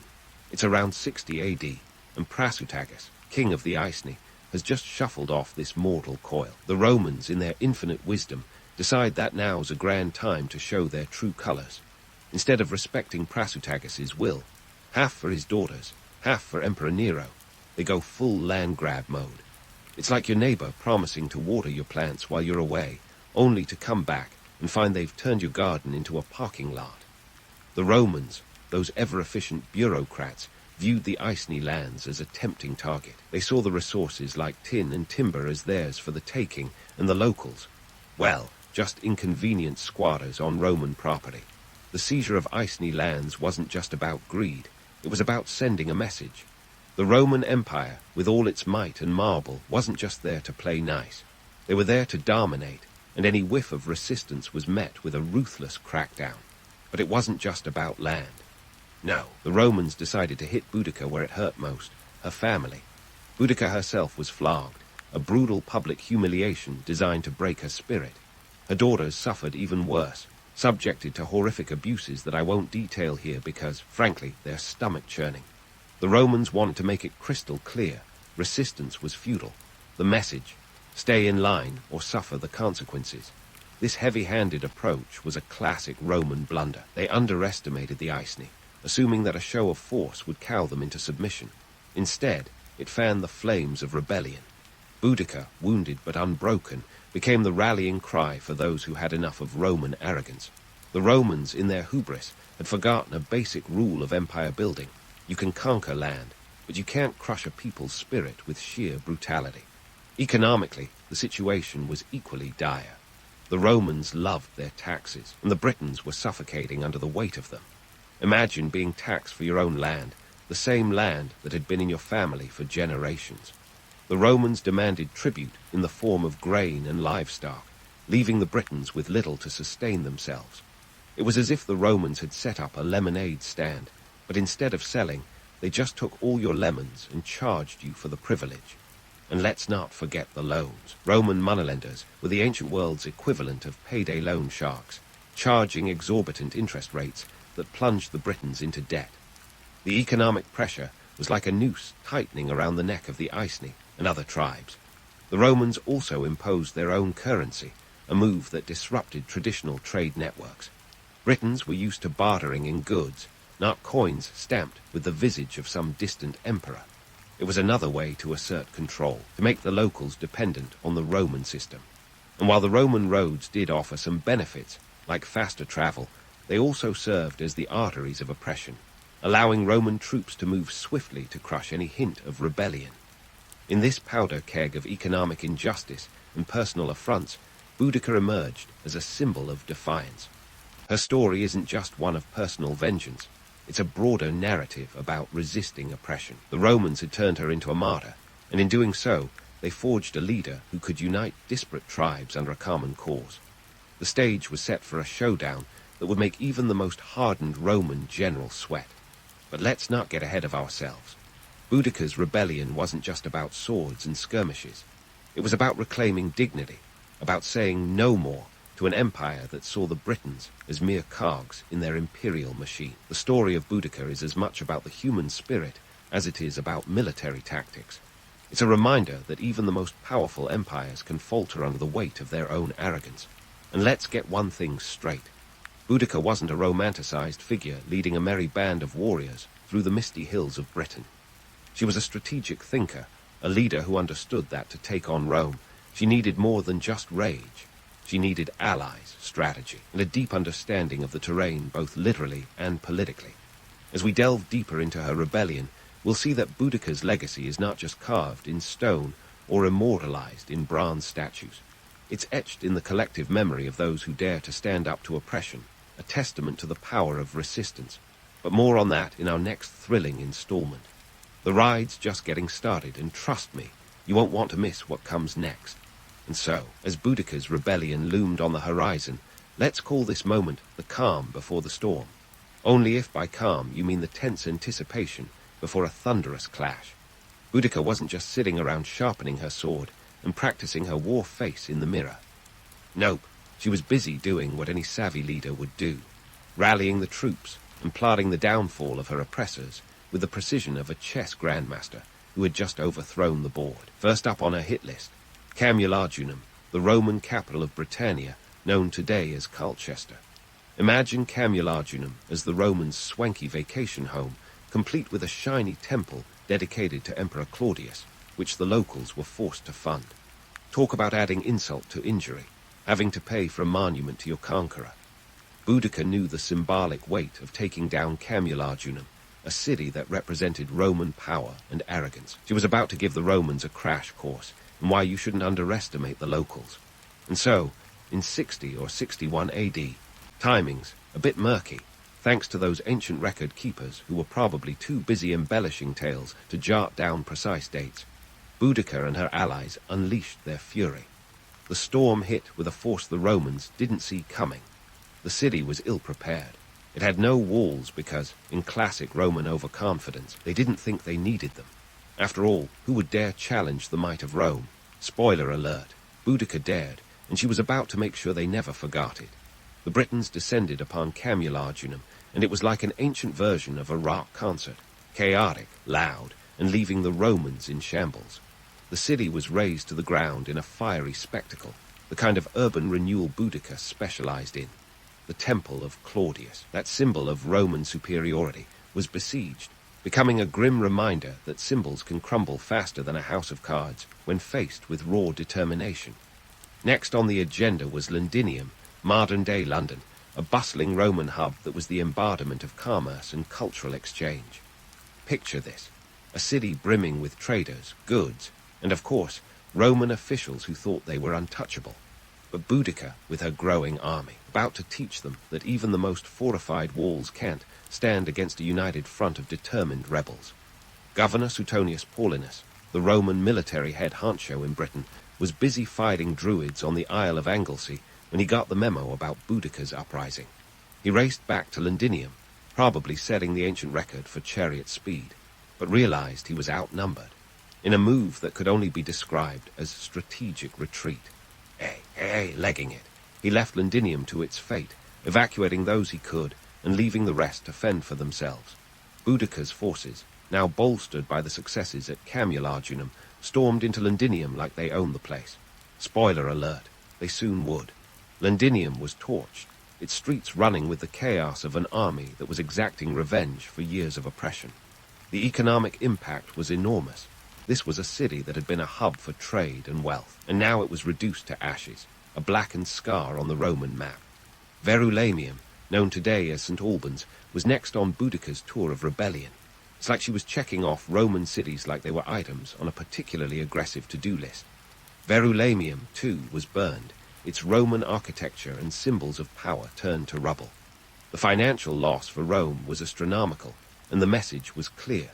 Boudica was not just a thorn in their side. She was a full-blown crisis. Now, let's pull back the curtain on the logistical nightmare faced by both sides. For Boudica and the Britons, coordination was key. This wasn't some ragtag band of rebels. It was a coalition of tribes united under a common cause. But managing such a diverse group was like trying to herd cats. Every tribe had its own leaders, customs, and goals.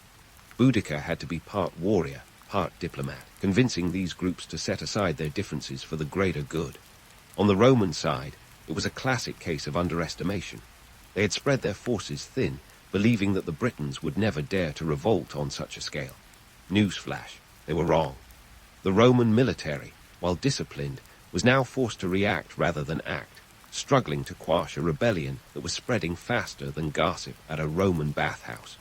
Economically, the rebellion was a disaster for Rome. The sacked cities represented not just military defeats, but also economic losses.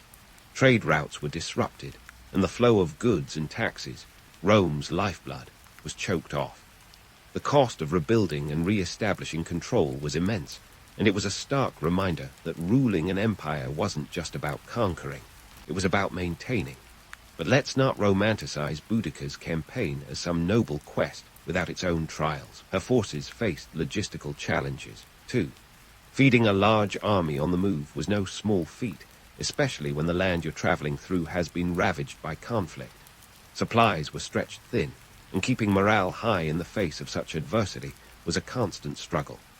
Boudica's rebellion, while a symbol of resistance, was also a lesson in the harsh realities of war.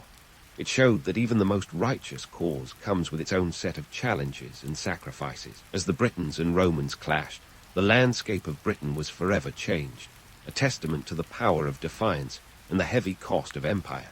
So, as we leave Boudica and her forces in the midst of their fiery campaign, remember that this rebellion was not just about a single woman's quest for revenge.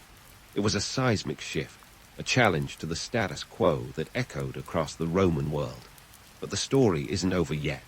There are battles yet to be fought, strategies to be unraveled, and legacies to be made. Stay tuned, because the saga of Boudica is far from finished. As Boudica's fiery campaign blazed its way through Roman Britain, a showdown was brewing that would decide the fate of her rebellion. Enter the Battle of Watling Street, where the Roman governor Suetonius Paulinus, undoubtedly still smarting from his strategic retreat from Londinium, was about to prove that, while the Romans might have been caught off guard, they were far from out of the fight. Now, Suetonius wasn't just any Roman general. Picture him as a military mastermind with a penchant for turning dire situations into textbook cases of tactical brilliance. With only about 10,000 men at his disposal, including the tough-as-nails Legio Roman 14 Gemina and some auxiliary troops, he was up against Boudica's forces, estimated to number anywhere from 80,000 to 230,000. Let's just say it was like David versus Goliath, if Goliath also had an army of very angry Celts. Suetonius's choice of battlefield was nothing short of genius. He selected a narrow gorge with dense woods on either side, a place that was perfect for neutralizing Boudica's numerical advantage. The Britons couldn't use their superior numbers to outflank the Romans, and the Romans, with their disciplined formations, were ready to turn the battle into a masterclass of military strategy. It was like watching a chess grandmaster set up for a checkmate while everyone else was still trying to figure out the rules. As the battle commenced, Boudica's forces charged with the kind of fervor that only comes from a burning desire for vengeance. But the Romans, ever the disciplined lot, held their ground. Equipped with heavy armor, short swords, and their trademark discipline, they formed a wedge formation, a tactic designed to punch through enemy lines with lethal precision. The Britons, despite their overwhelming numbers, found themselves funneled into a killing zone, their momentum stymied by the narrow terrain and the impenetrable Roman shield wall. The Roman soldiers, trained to fight as a single cohesive unit, pressed forward in organized ranks, their javelins raining down havoc on the advancing Britons. This wasn't just a battle, it was a demonstration of the cold, mechanical efficiency of the Roman war machine. It was a harsh reminder that while passion and bravery are admirable, they're often no match for well-drilled military tactics. The Britons, trapped by their own numbers, and the terrain, suffered catastrophic losses. Roman accounts, ever prone to exaggeration, but nonetheless revealing, claim that up to 80,000 Britons perished that day, compared to a mere 400 Roman casualties. It was a staggering defeat, and with it, Boudica's rebellion was effectively crushed. The clash at Watling Street wasn't just a battle. It was a brutal wake-up call for anyone underestimating the might of Rome. In the aftermath of the battle, the Romans, ever pragmatic, were quick to reassert control. Suetonius, not one for half measures, launched a series of brutal reprisals against the tribes that had supported the rebellion. It was less about punishment and more about sending a message. Rome might have been caught off guard, but they weren't about to let it happen again. Villages were razed, and the survivors were left with a stark choice: submit or suffer the consequences. The Roman peace, as they called it, came with strings attached, like a gym membership you can't cancel. And what of Boudica herself? Here's where history gets murky, and the legends begin to weave their seductive tales. Tacitus, the Roman historian with a flair for drama, tells us that Boudica took her life with poison to avoid capture. A fittingly dramatic end for a warrior queen, but Cassius Dio, writing a century later, suggests she fell ill and died, leaving us with a cliffhanger worthy of a soap opera. Did she go out on her own terms, or was she struck down by the vagaries of fate? The truth is lost to history, leaving us to ponder the thin line between legend and reality. Boudica's defeat didn't just end a rebellion. It marked a turning point in Roman Britain. The Romans, ever the bureaucrats, got to work on rebuilding what they could and tightening their grip on the province. They implemented reforms, including a more conciliatory approach to local tribes, perhaps realizing that ruling through fear alone was a short-sighted strategy. The economic impact of the rebellion was severe. Cities had to be rebuilt, trade re-established, and the Roman treasury replenished. It was a costly lesson in the perils of underestimating those you seek to rule. But let's not forget Boudica's legacy. Even in defeat, she became a symbol of resistance against tyranny, her story echoing down the centuries as a beacon of defiance. While the Romans might have won the battle, Boudica's spirit lived on, inspiring countless generations to stand up against oppression. The romanticized image of a warrior queen leading her people into battle continues to captivate us, a testament to the enduring power of myth and the human desire for heroes who dare to defy the odds. As we leave the battlefield of Watling Street, the story of Boudica remains unfinished. Her legacy, both historical and legendary, invites us to question the nature of power, resistance, and the impact of one person's defiance on the world stage. Stay tuned, because while this chapter may have closed, the saga of Boudica and her impact on history is far from over. There are still lessons to be learned and stories to be told as we continue to explore the echoes of her rebellion in the annals of history. As the echoes of Watling Street faded, Boudica's story morphed from a tale of rebellion into a complex tapestry of legend, myth, and cultural identity. Her legacy endured, not just as a footnote in Roman annals, but as a symbol of resistance, a rallying cry for those who dared to dream of freedom against overwhelming odds. But here's the kicker. While history books often portray her as a fierce warrior queen, the truth, as always, is a bit more nuanced. The real Boudica might not have been the stoic, sword-wielding icon we often imagine, or even the tragic heroine who chose poison over submission. These narratives, compelling as they are, owe more to creative storytelling than to cold, hard fact. Tacitus and Cassius Dio, our primary sources, were not exactly unbiased reporters. They were Romans with a flair for the dramatic, spinning tales that suited their audience's taste for theater over accuracy. After all, who doesn't love a good underdog story, especially when it comes with a side of rebellion? In the centuries that followed, Boudica was reimagined through countless lenses, each one polishing a story to a different sheen. The Victorians, with their love for moral tales, cast her as a noble defender of decency against the barbaric Romans, a bit of historical irony considering their own imperial exploits. Fast forward to the 20th century, and Boudica became a feminist icon, a woman who defied the patriarchal juggernaut of Rome with nothing but grit and a chariot full of determination. The myth of Boudica became a canvas on which each generation painted its own values and fears, a testament to her enduring allure. Economically and politically, her rebellion had a lasting impact. The cost of rebuilding Roman Britain was astronomical, straining the empire's resources. Governor Suetonius's harsh reprisals ensured that peace was kept, albeit a peace imposed by the gladius.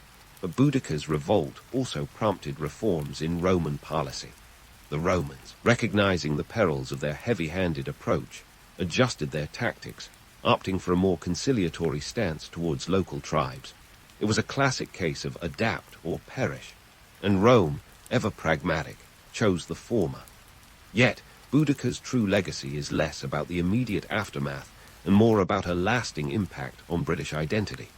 She became a symbol of defiance in the face of oppression, a narrative that resonates with the British penchant for supporting the underdog. Her story, an electrifying blend of fact and fiction, has been invoked in times of national crisis. from the blitz spirit of World War Roman II to modern debates about sovereignty and self-determination. And let's not ignore the elephant in the room. The romanticization of Boudica's rebellion often glosses over the harsh realities of war. The burning of Roman cities, while cathartic for the oppressed, also meant devastation for civilians, Roman and Briton alike. War, as always, is a double-edged sword, and while it can inspire tales of heroism, it leaves behind a trail of destruction and loss. The myth of Boudica is a reminder that while we crave heroes, the path to heroism is often paved with harsh realities and moral ambiguities. In today's world, Boudica's legend continues to evolve. She's a fixture in popular culture, from statues in London to appearances in films and literature. Her story is retold in classrooms, her name evoked in discussions about women in leadership, and her image wielded as a symbol of strength and defiance. But perhaps her greatest legacy is her ability to adapt, to be reimagined and reinterpreted in a way that speaks to the current zeitgeist, a chameleon of history, reflecting the values and struggles of those who remember her. As we draw this narrative to a close, it's worth pondering why Boudica's story continues to captivate us. Is it the allure of a powerful woman defying an empire? The timeless appeal of rebellion against tyranny? Or perhaps it's the simple, human desire to believe that one person can make a difference, that the underdog, against all odds, can emerge victorious.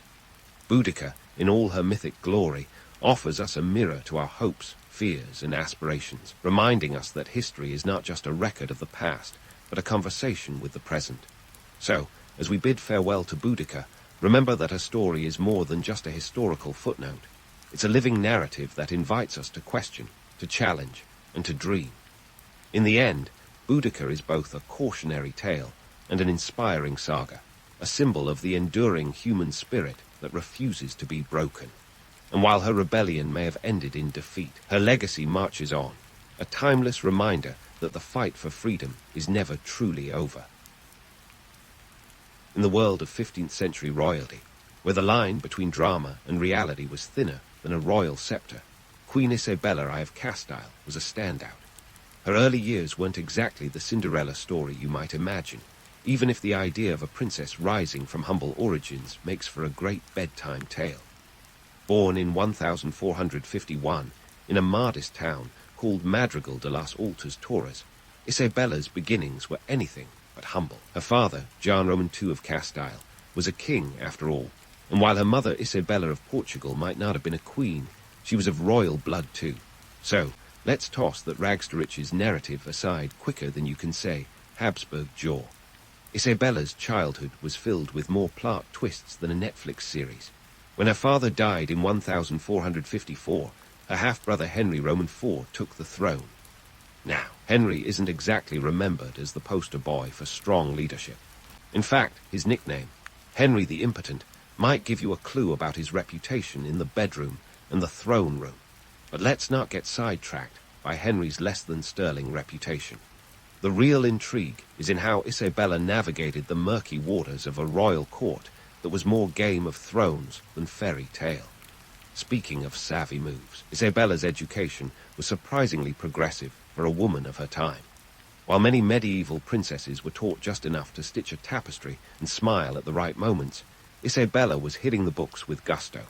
She was tutored in Latin, a must-have language for any serious scholar of the day, and she studied history and philosophy, too. Her education was like the medieval equivalent of a double major in Renaissance studies and political science. And let's not forget her devout Catholic upbringing, which was less a Sunday hobby and more a full-time commitment.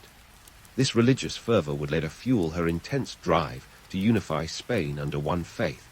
But before she could think about unifying anything, Isabella had to deal with the small matter of marriage. Now, if you're picturing a heart-fluttering romance with serenades under moonlit balconies, let's pump the brakes. Isabella's marriage to Ferdinand of Aragon in 1469 was less a love story and more a strategic alliance that would make even the savviest chess players nod in approval. At just 18, Isabella was already showing the political acumen of a seasoned diplomat. She knew that a union with Ferdinand would strengthen her position against her half-brother's less-than-stable rule. Let's talk details. This marriage wasn't just a walk down the aisle. It was a clandestine operation complete with secret negotiations and a papal dispensation, because, surprise, they were second cousins. The marriage treaty was as complex as a modern prenup, detailing agreements for shared power and financial arrangements that would make a hedge fund manager's head spin. Ferdinand brought with him not just his good looks. He was known as Ferdinand the Fair, after all, but also the promise of military support and political clout. Their union was the medieval equivalent of a power couple, with both sides bringing something to the table. While Isabella brought the prestige of Castile, Ferdinand offered the military prowess of Aragon. Together, they were the dynamic duo ready to take on the fragmented political landscape of Spain. This wasn't just about a kingdom. It was about building an empire. The marriage essentially laid the groundwork for what would become the unification of Spain, but not before a lot of political wrangling and more than a few battles. Isabella's early life was a masterclass in navigating the turbulent world of medieval politics. With a keen mind and a strategic marriage, she set the stage for a reign that would change the face of Spain forever. So, while the myths paint a picture of a demure princess turned queen, the reality is that Isabella was always playing the long game, with her eye on the prize of united Spain. And as we'll see, she played that game with the skill of a grandmaster. And so, with a marriage that could rival any corporate merger, Isabella and Ferdinand set their sights on something grander than their individual kingdoms, unifying Spain itself. But before they could play house in a unified Spain, they had to deal with the messy business of who gets to sit on the throne of Castile. Enter the Castilian War of Succession, a saga so tangled it makes modern political drama look like child's play. Picture it, 1474, a time when swords and alliances decided the fate of nations.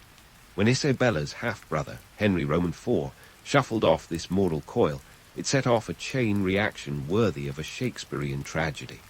Henry had named his daughter, Juana, as his successor, or so the story went, but whispers in the royal corridors suggested Juana wasn't exactly a chip off the old block.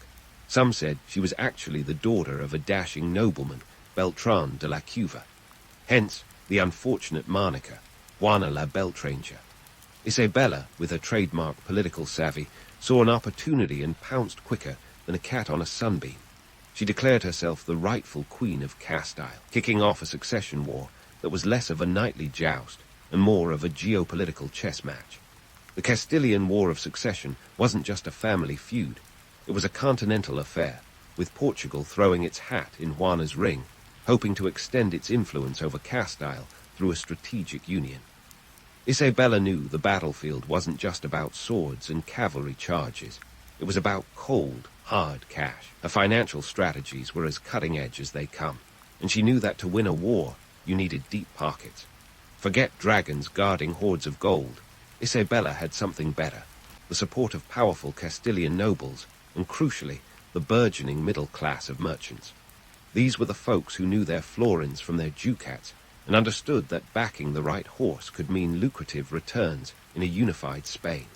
In 1476, Isabella's forces won a decisive victory at the Battle of Toro, a skirmish that might not have been a knockout, but certainly gave Juana's camp a black eye.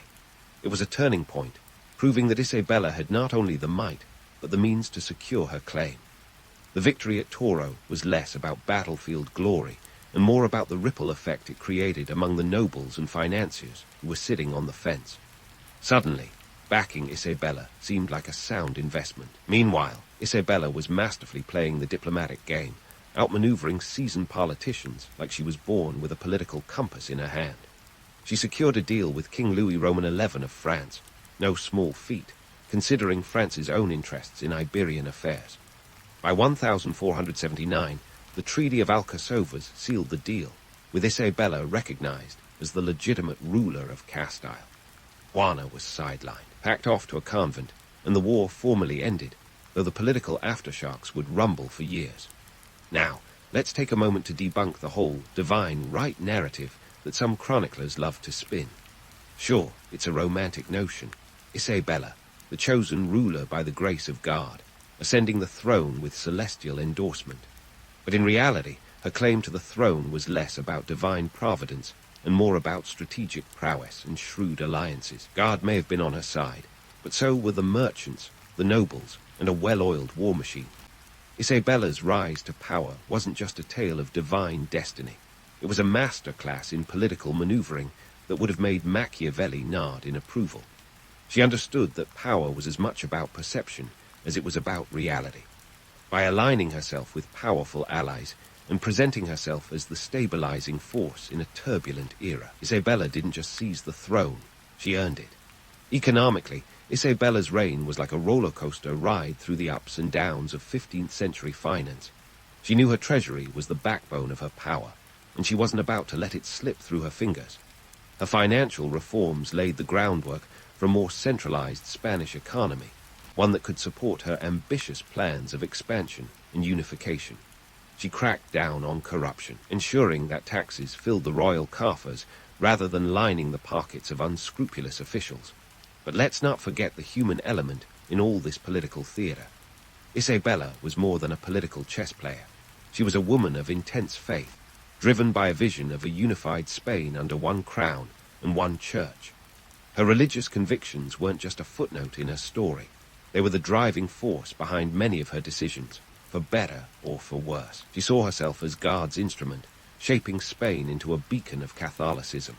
So, as we close this chapter on Isabella's rise, let's not get too swept away by the romanticized tales of divine right and fairy tale queens.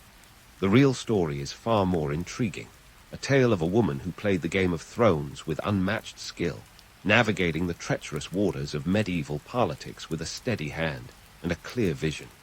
Stay tuned, because the story of Queen Isabella is just heating up, and the next moves on her chessboard will have consequences that echo through the ages. So, as Isabella and Ferdinand set the chessboard for the next big move, the stage was set for one of the most pivotal years in Spanish, and indeed world, history, 1492. Now, 1492 might ring a bell for those who remember it as the year Columbus sailed the ocean blue. But before we dive into those waters, let's talk about another monumental event with far-reaching consequences, the fall of Granada. Picture Spain at the time, a patchwork quilt of kingdoms, each one as colorful and contentious as the next. The Iberian Peninsula had been a battleground for centuries, with Christians and Muslims locked in an epic tug-of-war known as the Reconquista. Isabella and Ferdinand had a vision for a unified Catholic Spain, and Granada, the last Muslim stronghold on the peninsula, was the final piece in their grand puzzle. Forget the romanticized notions of knights in shining armor galloping into battle with banners flying high. The reality was more mud-splattered boots and cold, hard cash. Economics, my friends, was the real knight in shining armor here. The Kingdom of Granada, while culturally rich and architecturally stunning, was also economically enticing. It was the glittering gem that promised wealth through its prosperous silk industry and bustling trade routes. Capturing Granada wasn't just about religious fervor. It was about securing a financial foothold that would bolster Isabella and Ferdinand's burgeoning empire. And so, the Catholic monarchs, with an eye for opportunity sharper than a Toledo blade, set their sights on Granada. The campaign to seize the city was less of a swashbuckling adventure and more of a drawn-out siege, lasting 10 long, weary years from 1482 to 1492. The reality of war was far from the chivalrous tales spun by troubadours. It was a brutal affair, with soldiers enduring harsh winters, food shortages, and the constant threat of disease. The romantic image of the noble crusader quickly fades when faced with the stench of a battlefield latrine. Yet, in the midst of this grim reality, Isabella showcased her trademark strategic genius. She wasn't just sitting on a throne, twiddling her thumbs. She was deeply involved, overseeing logistics and ensuring her troops were equipped and fed. Her meticulous attention to detail rivaled that of a modern-day project manager. She even established a supply line that was the envy of any war campaign, ensuring that her forces had the resources needed to sustain the siege. But the real kicker here is the economic calculus behind the conquest. War is expensive, no surprise there, and the campaign against Granada was no exception. Estimates suggest that the siege cost the Castilian crown around 800 million maravedis, a sum that would make any medieval finance minister break into a cold sweat. Yet Isabella and Ferdinand knew that the potential rewards outweighed the costs. They gambled on the belief that unifying Spain under a single Catholic monarch would not only stabilize the region, but also open new avenues for economic expansion. When Granada finally fell on January 2, 1492, it wasn't just a military victory. It was a masterstroke of political and economic strategy. The handover of the keys by Mohammed Roman XII, the last Nasrid ruler of Granada, was less an act of chivalric surrender and more a pragmatic decision to avoid further bloodshed. The terms of surrender were surprisingly lenient for the time, allowing the Muslim population to continue practicing their religion, at least initially, a move that speaks to Isabella's understanding of the complexities of governance. Now, while Isabella was busy reshaping the Iberian Peninsula across the Atlantic, a Genoese sailor named Christopher Columbus was nursing his own ambitions. Enter Columbus, a man whose navigational skills were as bold as his claims. He pitched the idea of reaching Asia by sailing west, a proposal that had been turned down more times than a bad Tinder profile. But Columbus was nothing if not persistent, and Isabella, ever the astute opportunist, saw potential in his outlandish scheme. Funding Columbus was a risk, no doubt about it. Yet, Isabella's decision to back his voyage wasn't some whimsical daydream. It was a calculated move, influenced by the economic realities of the day. The fall of Constantinople in 1453 had disrupted overland trade routes to Asia, making the search for a maritime alternative not just a fanciful notion, but a commercial necessity. The potential to tap into the lucrative spice trade was a carrot too tantalizing to ignore. Let's not gloss over the financial aspects here. The voyage of the Santa Maria, the Nina, and the Pinta cost approximately 2 million maravedis, a tidy sum, but a drop in the ocean compared to the potential riches of the East. Isabella and Ferdinand, ever the savvy investors, negotiated a deal that would see them take a significant cut of any profits Columbus managed to wrangle from his journey. It was venture capitalism before it became a buzzword, with Isabella holding the purse strings. But here's where we bust the myth of Isabella pawning her jewels to fund the voyage. While it makes for a heartwarming tale of personal sacrifice, the truth is less dramatic. The funds were secured through a variety of means, including loans from wealthy financiers and contributions from the Crown's treasury. Isabella's jewels remained safely tucked away. After all, no savvy ruler would risk their entire cash reserve on a single roll of the dice. Columbus set sail on August 3, 1492, and the rest, as they say, is history, or at least it's a story for another day. For now, let's focus on the seismic shifts happening in Spain. The fall of Granada and the backing of Columbus's voyage were two sides of the same coin. Both were driven by economic ambitions and the desire to place Spain at the center of a rapidly expanding world. As we wrap this chapter, let's take a moment to reflect on Isabella's legacy as a ruler who didn't just ride the waves of change, but actively shaped them. Her reign was a testament to the power of strategic thinking and the ability to see beyond the horizon, quite literally in Columbus's case. The romanticized image of Isabella as a pious queen driven by divine right is but one facet of a complex ruler who understood that faith and finance were two sides of the same royal scepter. Stay tuned, because the story doesn't end here. The aftershocks of 1492 would ripple across continents, setting the stage for an era of exploration, exploitation, and empire building that would redefine the globe. And as always, we'll continue to unravel the myths and realities, one historical thread at a time. While the ink was still drying on Columbus's charter, Isabella had another monumental task to manage: the establishment of the Spanish Inquisition. Now, if you think this chapter of history is all about shadowy dungeons and dramatic trials, you're not entirely off the mark. But let's pull back the curtain on the real story, one where Isabella wasn't merely a puppet dangling from the strings of religious zealotry. The Spanish Inquisition officially kicked off in 1478, a papal bull from Pope Sixtus Roman IV granting the Catholic monarchs the right to appoint inquisitors. But let's not be fooled into thinking Isabella was coerced into this. She was no marionette. Instead, she saw the Inquisition as a tool to enforce religious uniformity and consolidate power in her newly unified Spain. Unifying a nation was hard enough without factions divided by faith. Isabella wanted stability, and in her mind, that meant one faith to rule them all, Catholicism. But why, you ask, was the Inquisition necessary? 2 words: social tension. Spain was a melting pot of religions, Muslims, Jews, and Christians all jostling for space. Suspicion simmered between these groups, especially towards conversos, Jews who had converted to Christianity. Many were accused of secretly practicing Judaism, leading to economic and social friction. Isabella, with her eye on a cohesive kingdom, saw the Inquisition as a way to quell these tensions, or at least, that's how she justified it. Now, let's inject some cold, hard numbers into this narrative. The Inquisition wasn't cheap. It was funded by confiscating the property of those found guilty of heresy, a neat trick that filled the royal coffers while purging dissent.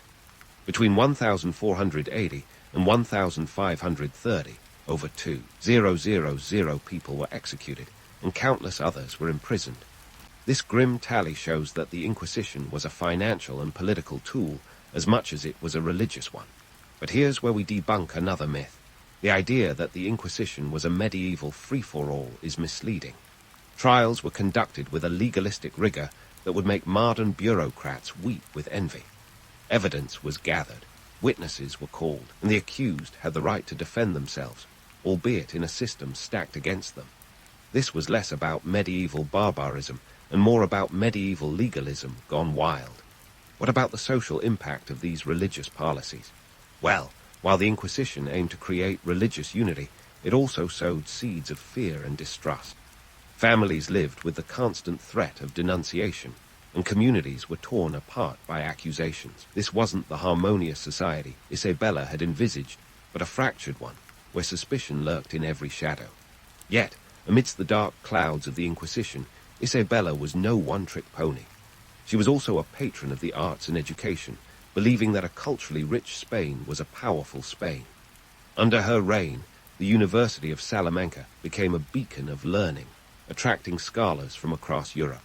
She funded the translation of classical texts, ensuring that the knowledge of the ancients was preserved and disseminated. Her court was a renaissance of ideas, where art and innovation flourished. But here's the kicker. Isabella's patronage of the arts wasn't just about cultural enlightenment. It was a strategic move to legitimize her rule and elevate Spain's status on the European stage. By investing in education, she was investing in the future of her realm, ensuring that Spain wasn't just a military power, but a cultural one too. In this balancing act between light and dark, Isabella straddled both worlds. The romanticized view of her as a pious queen is only half the picture. Yes, she was driven by faith, but she was also driven by a keen sense of political acumen. Her reign was a masterclass in the duality of power, where idealism and pragmatism danced a delicate waltz. As we unravel this tapestry of history, it becomes clear that Isabella wasn't just a ruler, she was an architect of a nation. Her policies, whether through the lens of religious fervor or cultural patronage, shaped Spain into a formidable force. But like all architects, her constructions were a mix of beauty and brutality, vision and oversight. While the Inquisition remains a controversial legacy, it's crucial to see it within the broader context of her reign. Isabella was not a one-dimensional figure. She was a complex monarch, navigating the turbulent waters of a changing world. Her story isn't just about the past. It's a reflection on the human condition, where the pursuit of power often treads the fine line between unity and division. As we leave this chapter open-ended, remember, Isabella's legacy is not just in the pages of history books, but in the lessons we draw from her reign. She was a ruler who understood that the world was not a simple place, and her decisions, right or wrong, were made in the shadow of that complexity. Stay tuned, because in the next part, we'll continue to explore how Isabella's policies resonated far beyond her lifetime, echoing through the corridors of history. Isabella's decisions, whether driven by faith or political savvy, offer a legacy as elusive as the smoke from a freshly extinguished candle. Her reign was that of a monarch who maneuvered through the turbulent waters of her era with the grace of a seasoned sailor. But let's not sugarcoat it. Her actions left a mark darker than the ink on her royal decrees. Take Spain's unification. which Isabella accomplished with the dexterity of a chess grandmaster orchestrating a checkmate. By 1492, the year that keeps on giving, she and Ferdinand had effectively knitted together a tapestry of kingdoms that had spent centuries embroiled in a family feud that made the Hatfields and McCoys look like a friendly picnic. The completion of the Reconquista was a crowning achievement, the final push against the Nasrids of Granada, sealing her vision of a Catholic Spain. But the unification of Spain was not merely a cartographical triumph. It was an economic windfall, a consolidation that promised stability and a centralized power capable of negotiating with emerging global powers. However, this unity came at a cost, an ethical deficit that can't be ignored. The 1492 Alhambra Decree, which mandated the expulsion of Jews from Spain, was as much a cultural evisceration as it was a religious mandate. It's estimated that around 40, 000 to 100, 000 Jews were forced into exile, their departure a brain drain that echoed through Spain's economy. The loss of this vibrant community, which had contributed significantly to Spanish culture and commerce, was akin to cutting off one's nose to spite the face. The romanticized image of Isabella as a pious unifier glosses over this harsh reality, overshadowing the narrative with the specter of intolerance. Speaking of romanticized images, let's talk about that portrait of Isabella as the benevolent, divinely chosen queen. It's a popular tale, often romanticized, with her depicted as the virtuous saint in a world of sinners. But let's get real. Isabella was as much a Machiavellian strategist as she was a devout Catholic. Her marriage to Ferdinand wasn't a fairy tale romance. It was a calculated alliance to consolidate power. Her piety was genuine, but it was also a tool, a means to justify her policies and fortify her rule. The idea of divine right was less about celestial endorsement and more about shoring up her political legitimacy. She wielded her faith like a sword, cutting through opposition with a conviction that left little room for dissent. Isabella's legacy, then, is a complex mosaic. While she propelled Spain to the forefront of European politics and set the stage for an era of exploration, her reign also sowed seeds of division that would reverberate through history. Her support of Columbus's voyage opened new worlds, quite literally, leading to an age of exploration that reshaped the globe. Yet, this age of discovery was also an age of exploitation, with the indigenous populations of the Americas bearing the brunt of European ambition and greed. The romantic notion of a new world waiting to be discovered obscures the grim reality of conquest and colonization. Economically, Isabella's reign was a masterclass in fiscal management. Her reforms laid the foundation for a centralized economy, bolstering Spain's treasury and enabling her far-reaching ambitions. But as with any empire, the wealth was not evenly distributed.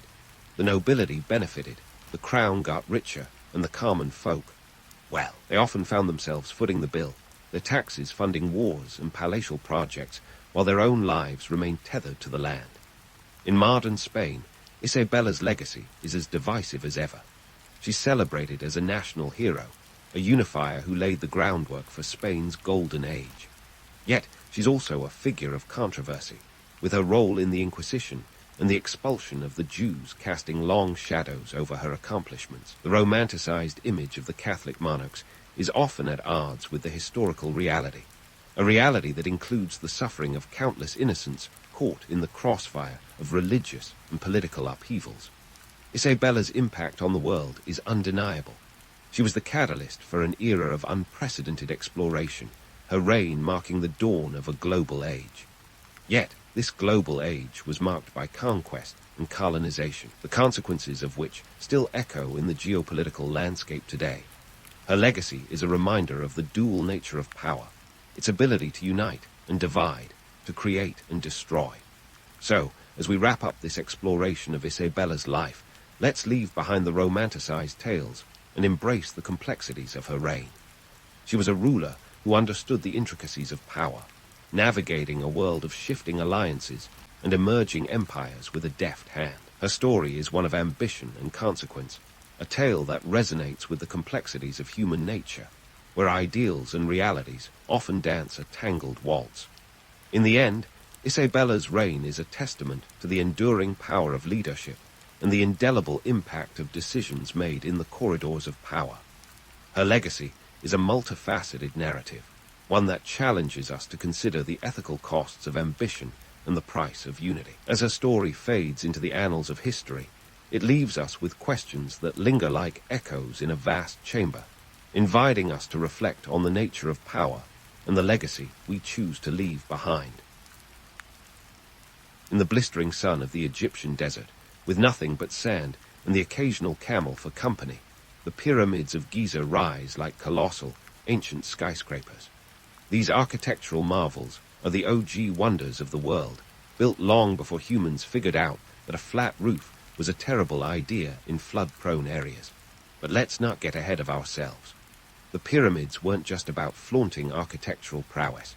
They were the ultimate real estate investments, tailored for pharaohs with a serious case of immortality FOMO. Let's start with the who, what, and why of these stone behemoths. The pyramids weren't whipped up by a single pharaoh's whim. Nope, this was a multi-generational, obsession-fueled project. The Great Pyramid, the showstopper of Giza, was erected by Pharaoh Khufu around 2580-2560 BCE. We're talking about a structure that was the tallest man-made construction for nearly 800 years, until some overachieving medieval Europeans decided they needed cathedrals to touch the heavens. But how did they do it? Forget about sophisticated machinery. Think more along the lines of elbow grease and really, really big stones. The Great Pyramid originally stood at about 481 feet, with approximately 3 million limestone blocks, each weighing between 2 and 15 tons. It's like trying to build a Lego castle, except each block is the size of a small car. And you're doing it without cranes or trucks. You have logs, ropes, and surprisingly, a lot of beer. Ah, the labor force. This is where myths run rampant, and Hollywood has a field day with the whole enslaved masses toiling under the whip narrative. The reality is more nuanced, and dare I say, a bit less dramatic. Recent archaeological findings suggest that the workforce was primarily made up of skilled laborers who might have actually been proud of their work. They were fed, housed, and even had access to medical care. Sure, it wasn't a 5-star resort, but for the ancient world, it was a pretty sweet gig. Now, why go through all this trouble? In the grand scheme of things, it wasn't just about building an oversized tombstone. Pharaohs had a penchant for immortality, and a pyramid was their way of flexing both spiritual and political muscle. These massive structures were meant to ensure the pharaoh's journey to the afterlife was first class. Think of them as the ultimate do not disturb sign for eternity. Plus, in a time where divine right was more than just a catchy phrase, a pyramid was a concrete statement of power, stability, and divine favor.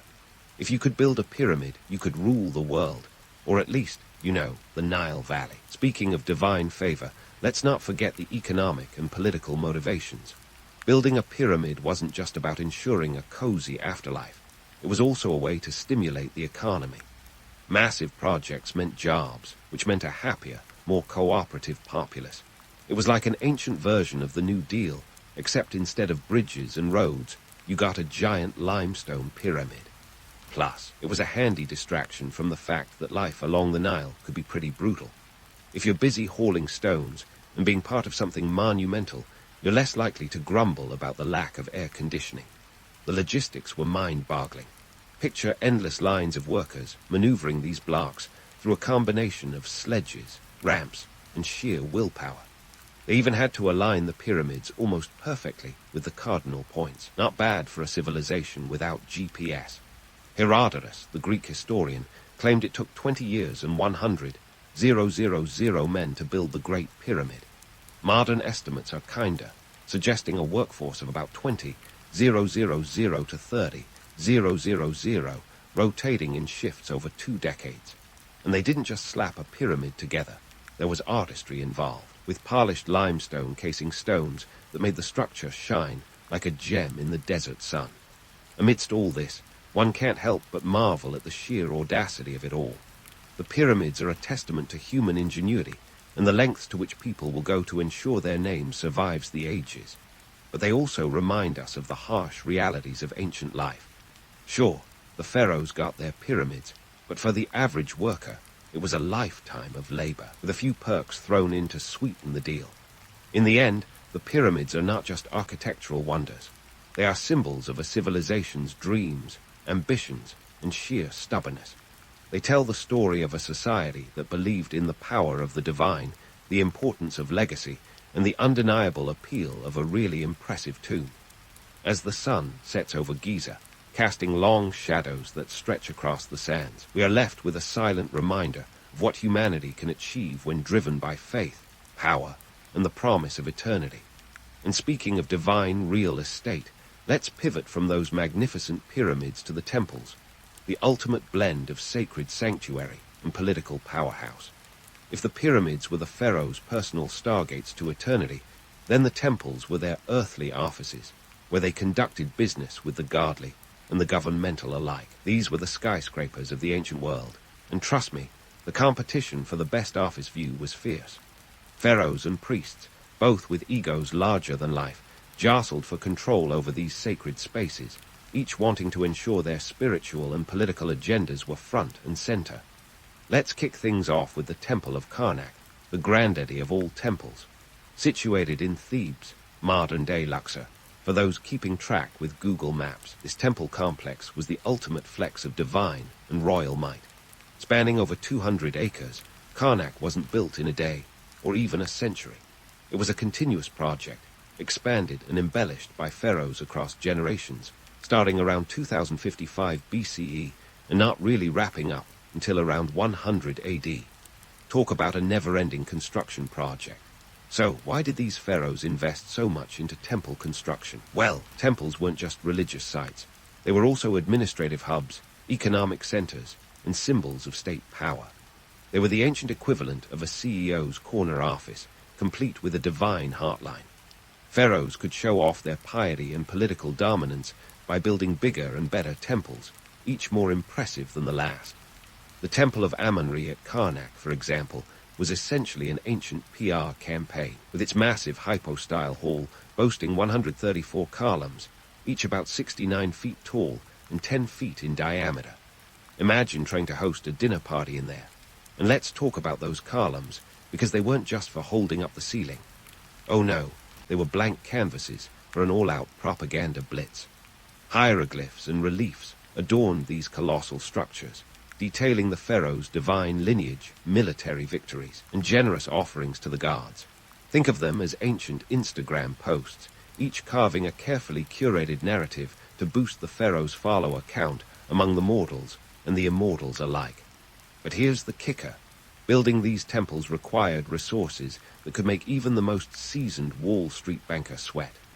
The sheer amount of stone, labor, and artistry was staggering. The sandstone used for Karnak was quarried miles away and transported along the Nile. A logistical nightmare that involved a small army of workers and a fleet of boats. And then there was the workforce, a mix of skilled artisans, laborers, and let's not sugarcoat it, some forced labor too. Unlike the pyramids, where skilled workers were given room and board as compensation, temple labor often included prisoners of war and lower-class citizens, whose compensation was more about avoiding a lashing than earning a paycheck. Now, let's not forget the priests, the middle managers of the divine.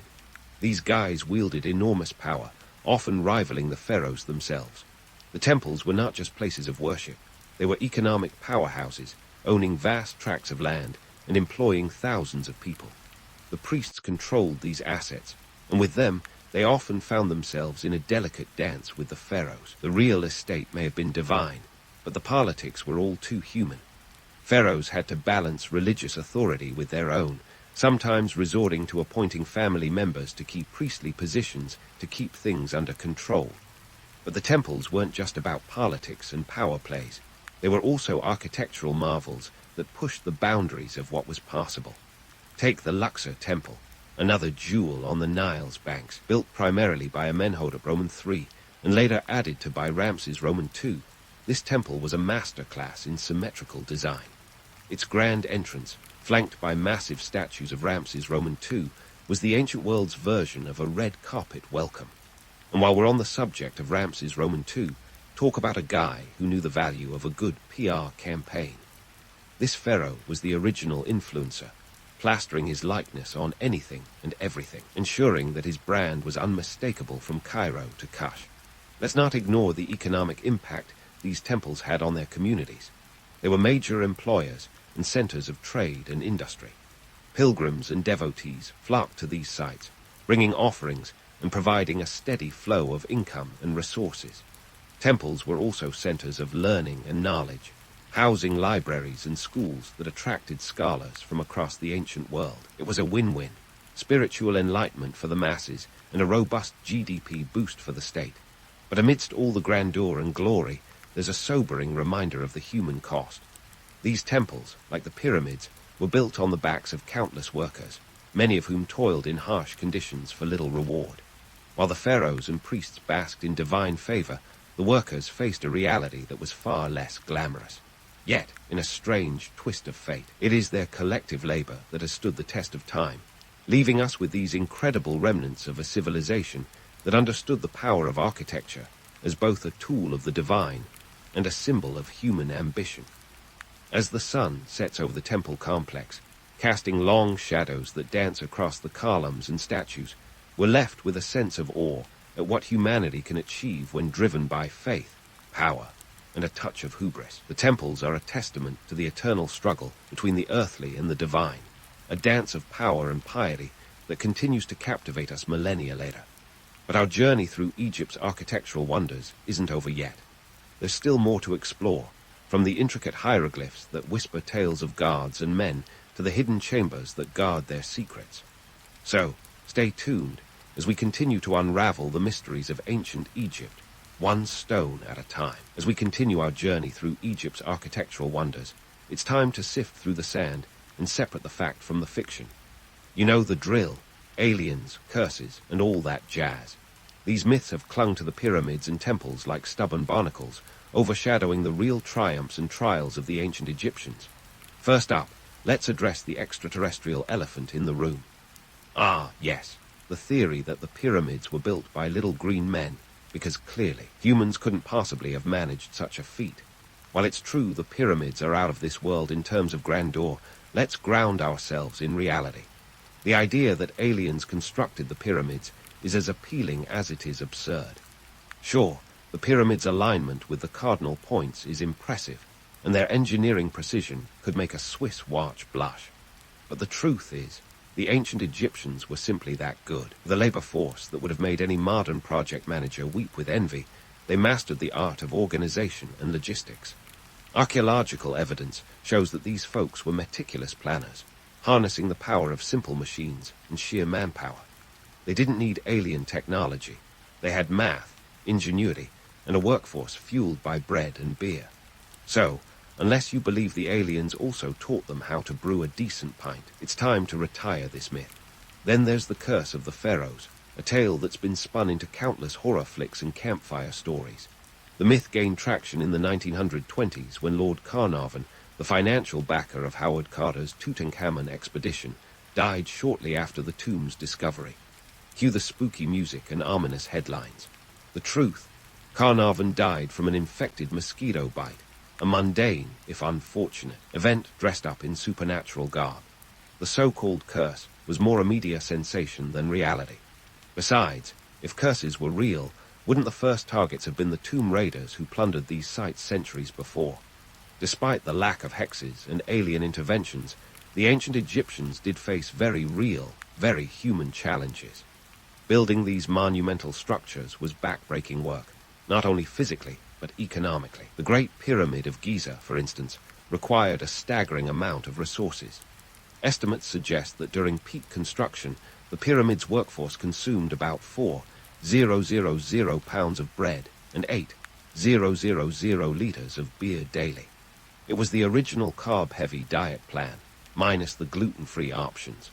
The economic impact of these projects was profound. They were state-sponsored endeavors that mobilized the country's resources and manpower. While this kept the economy humming and the populace employed, it also meant that Egypt's rulers had to be savvy managers. A failed harvest or a poorly executed project could spell disaster, both for the pharaoh's divine reputation and the country's stability. These projects were a delicate balancing act of politics, economics, and religion far more complex than any curse or conspiracy theory. Let's not forget the temples, those grand edifices that served as the epicenters of Egyptian society. Despite their divine purpose, they were also hotbeds of political maneuvering and economic activity. The temple's wealth and influence made them formidable power players, often rivaling the pharaoh's own authority. It was a constant tug-of-war between religious and royal power, with the stakes as high as the temple columns. The temple's economic clout came from their vast landholdings and the wealth they generated. They owned farms, fisheries, and workshops, employing thousands of people in various roles. This wasn't just about spiritual enlightenment, it was big business. The temple's economic might allow them to act as lenders and even influence political decisions. In essence, they were the ancient world's equivalent of a Fortune 500 company, with all the power and pitfalls that entailed. Amidst all this, it's easy to see why the myths persist. They're enticing, providing a narrative that's both captivating and convenient. After all, it's more thrilling to imagine curses and cosmic architects than to grapple with the gritty realities of ancient construction and economics. But by understanding the true story, with all its complexities and challenges, gain a deeper appreciation for the ingenuity and resilience of the ancient Egyptians. So, as we move forward, let's keep debunking these sensational tales while celebrating the real achievements of a civilization that reached for the stars, not by hitching a ride with aliens, but by sheer human determination and ingenuity. The myths may be alluring, but the reality is far more impressive. Stay tuned as we continue to explore the wonders of ancient Egypt, separating the legend from the legacy, one stone at a time. There's still more to uncover, from the intricate hieroglyphs that whisper tales of gods and men to the hidden chambers that guard their secrets. Our journey through Egypt's architectural marvels is far from over, and trust me, the best is yet to come.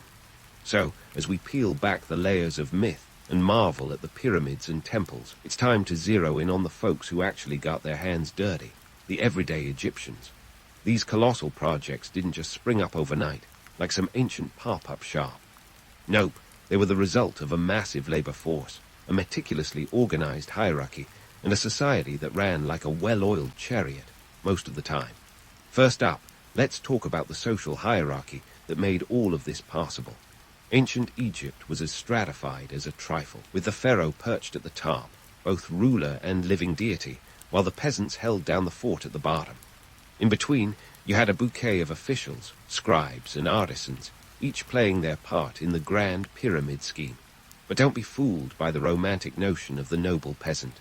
Life was tough at the base of the social pyramid, where the rewards were less about gold and more about grain. The laborers, often depicted in Hollywood as droves of downtrodden slaves, were actually a mix of seasonal workers, conscripted peasants, and skilled artisans. The idea that the pyramids were built solely by slaves is about as accurate as a tabloid headline.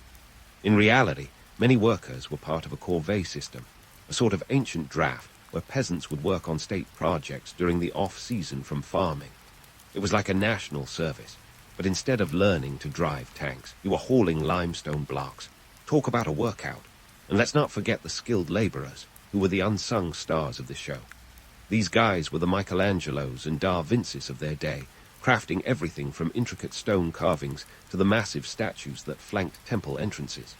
They lived in workers' villages, like Deir el-Medina, where they had homes, families, and a semblance of a community life.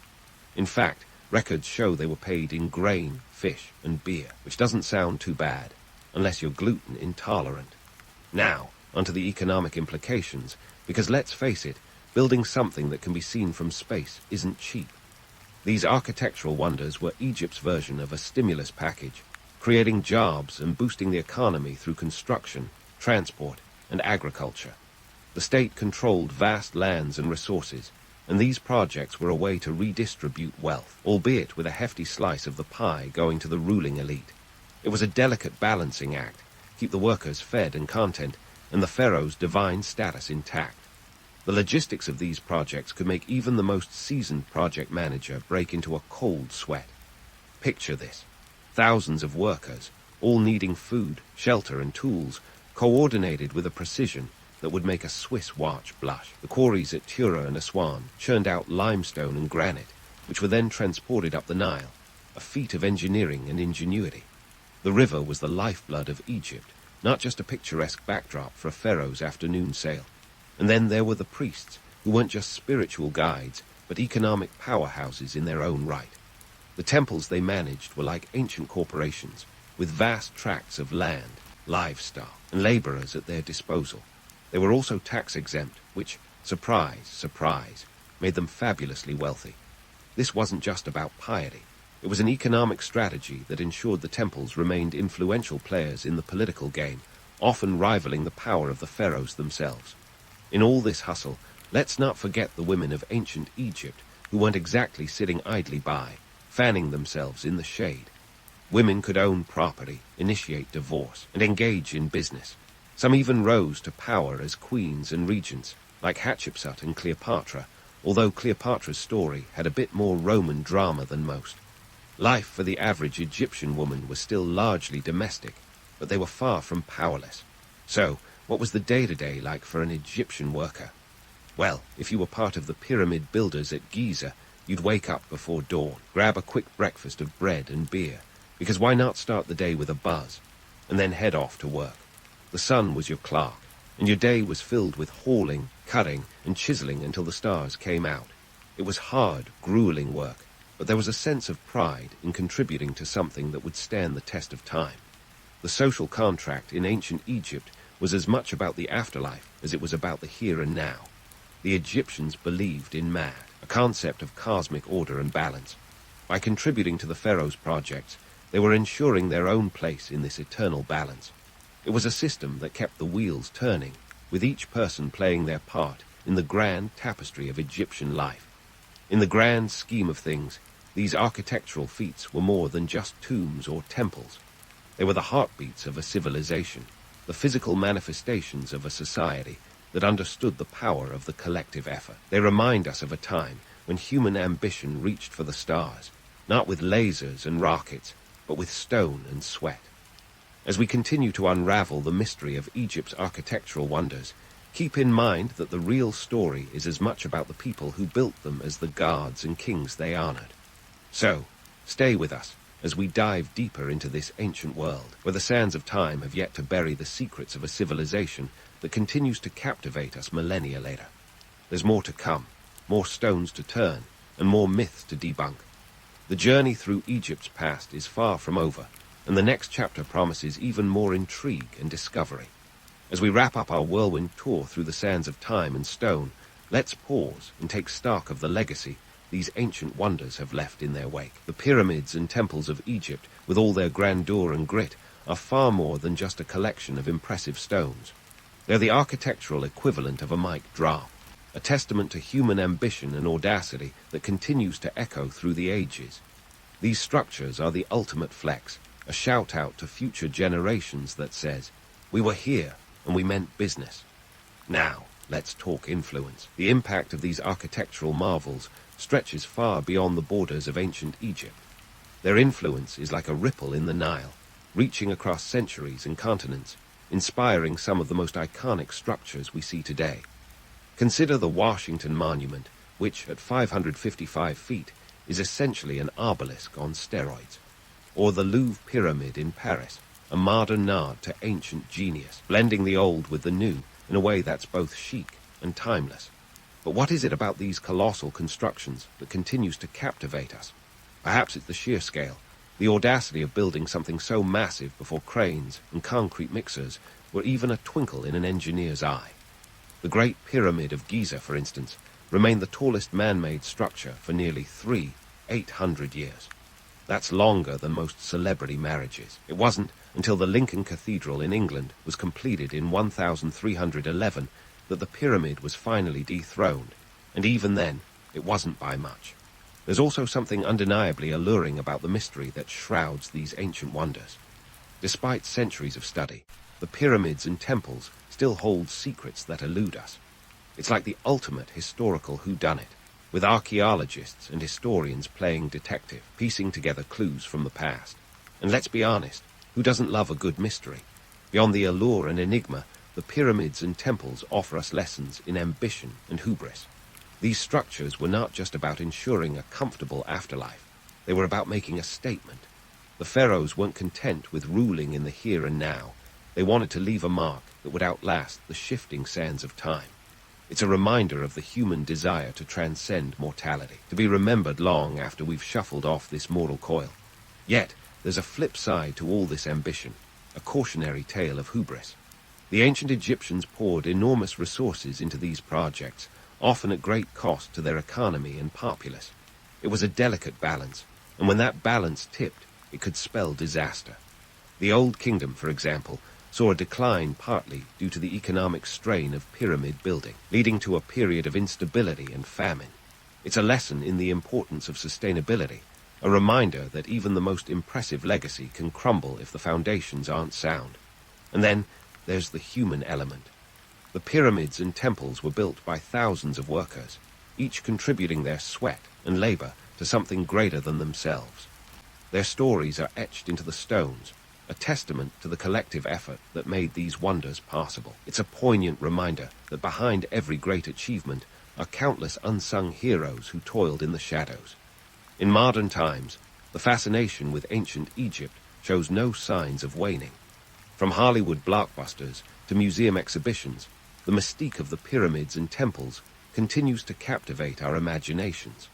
They're the ultimate set pieces, offering a backdrop of grandeur and mystery that few other historical sites can match. And let's not forget the tourism industry, which has turned these ancient sites into a global attraction, drawing millions of visitors each year eager to walk in the footsteps of the pharaohs.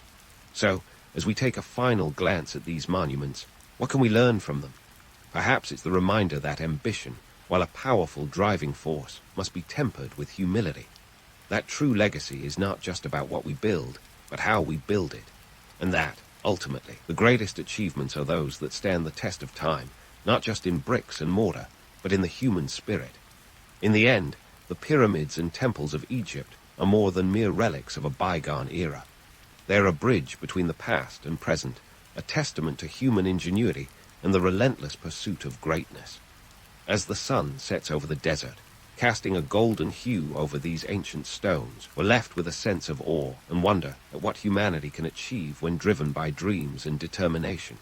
So, as you drift off to sleep, dream of the grandeur and grit of ancient Egypt, where the sands whisper secrets and the stones stand sentinel over a civilization that, despite the passage of millennia, continues to inspire and enthrall. The journey through Egypt's architectural wonders may have ended, but the stories they tell will echo forever. And who knows, perhaps one day you'll find yourself standing before these ancient giants, feeling the weight of history and the inspiration to leave your own mark on the world. Sweet dreams, and may your legacy be as lasting as the pyramids themselves. Thomas Jefferson, the man who'd become the third president of the United States, spent his early years doing what any future founding father might do, hitting the books and sipping on fine wines like there was no tomorrow. But before we get to the wine, let's chat about those books. Jefferson wasn't just a casual reader. He was the kind of bibliophile who'd make your average book club member look like a slacker. With a personal library of about 500 volumes. Yes, you heard that right. He essentially had the OG version of a Kindle with an unlimited download plan. His love for reading wasn't just a nerdy hobby. It was a political strategy, a way to arm himself with knowledge and ideas that would eventually shape a nation. Fast forward to 1760, and young Jefferson is off to the College of William and Mary in Williamsburg, Virginia. Picture it, a 17-year-old with a penchant for Latin and Greek, striding around campus with the future of a nation unknowingly tucked under his arm. He learned under the tutelage of Professor William Small, a Scottish philosopher who introduced him to the radical ideas of the Enlightenment. If you're wondering what kind of student Jefferson was, think Hermione Granger, but with a powdered wig and a fondness for French philosophy. He breezed through his studies, but not without picking up some bad habits, like a lifelong affair with debt. Because, surprise, education was expensive even back then. But Jefferson wasn't just burying his nose in books. He was also sharpening his social skills. And by social skills, I mean he was learning how to navigate the murky waters of colonial politics. It was at William and Mary that he mingled with Virginia's elite and picked up the art of persuasion. He also picked up a taste for fine wine, an interest that later translated into a political maneuvering tool. Picture Jefferson swirling a glass of Bordeaux while charming his political peers. Wine, as it turns out, was more than just a drink. It was a social lubricant that helped him build alliances and win friends, or at least not make enemies, which is sometimes just as crucial in politics. When Jefferson wasn't busy charming the pants off the Virginia elite, he was dabbling in law. By 1767, he was admitted to the bar, and it wasn't long before he was knee-deep in the legal issues of the day. Now, Jefferson wasn't exactly your typical courtroom drama kind of lawyer. Instead, he was more of a behind-the-scenes operator, using his legal expertise to draft documents and argue cases that would lay the groundwork for his future political career. He was the kind of guy who'd rather write a compelling argument than deliver an impassioned speech, though he could do both if he had to. As the 1770s rolled around, Jefferson was primed and ready to dive headfirst into politics. And dive he did. By 1772, he married Martha Wales Skelton, a union that brought him not just a spouse, but also social and economic connections, plus a hefty amount of debt thanks to her dowry. Love and money, always a winning combo, right? It was in 1775, amid the rumblings of revolution, that Jefferson found himself elected to the Continental Congress. Now, you might think Jefferson was a natural-born leader, gunning for the spotlight, but he was more of a backstage genius. He preferred to let his pen do the talking, which is why he was tasked with drafting the Declaration of Independence. On paper, Jefferson was all about life, liberty, and the pursuit of happiness. But let's not get too starry-eyed about his role. While he penned the words, many of the ideas weren't exactly groundbreaking. They were a collage of Enlightenment thought, stitched together with Jeffersonian flair. The Declaration of Independence, signed on July 4, 1776, was not just a statement of rebellion. It was a masterful piece of political theater. Jefferson's draft wasn't the only one on the table, far from it.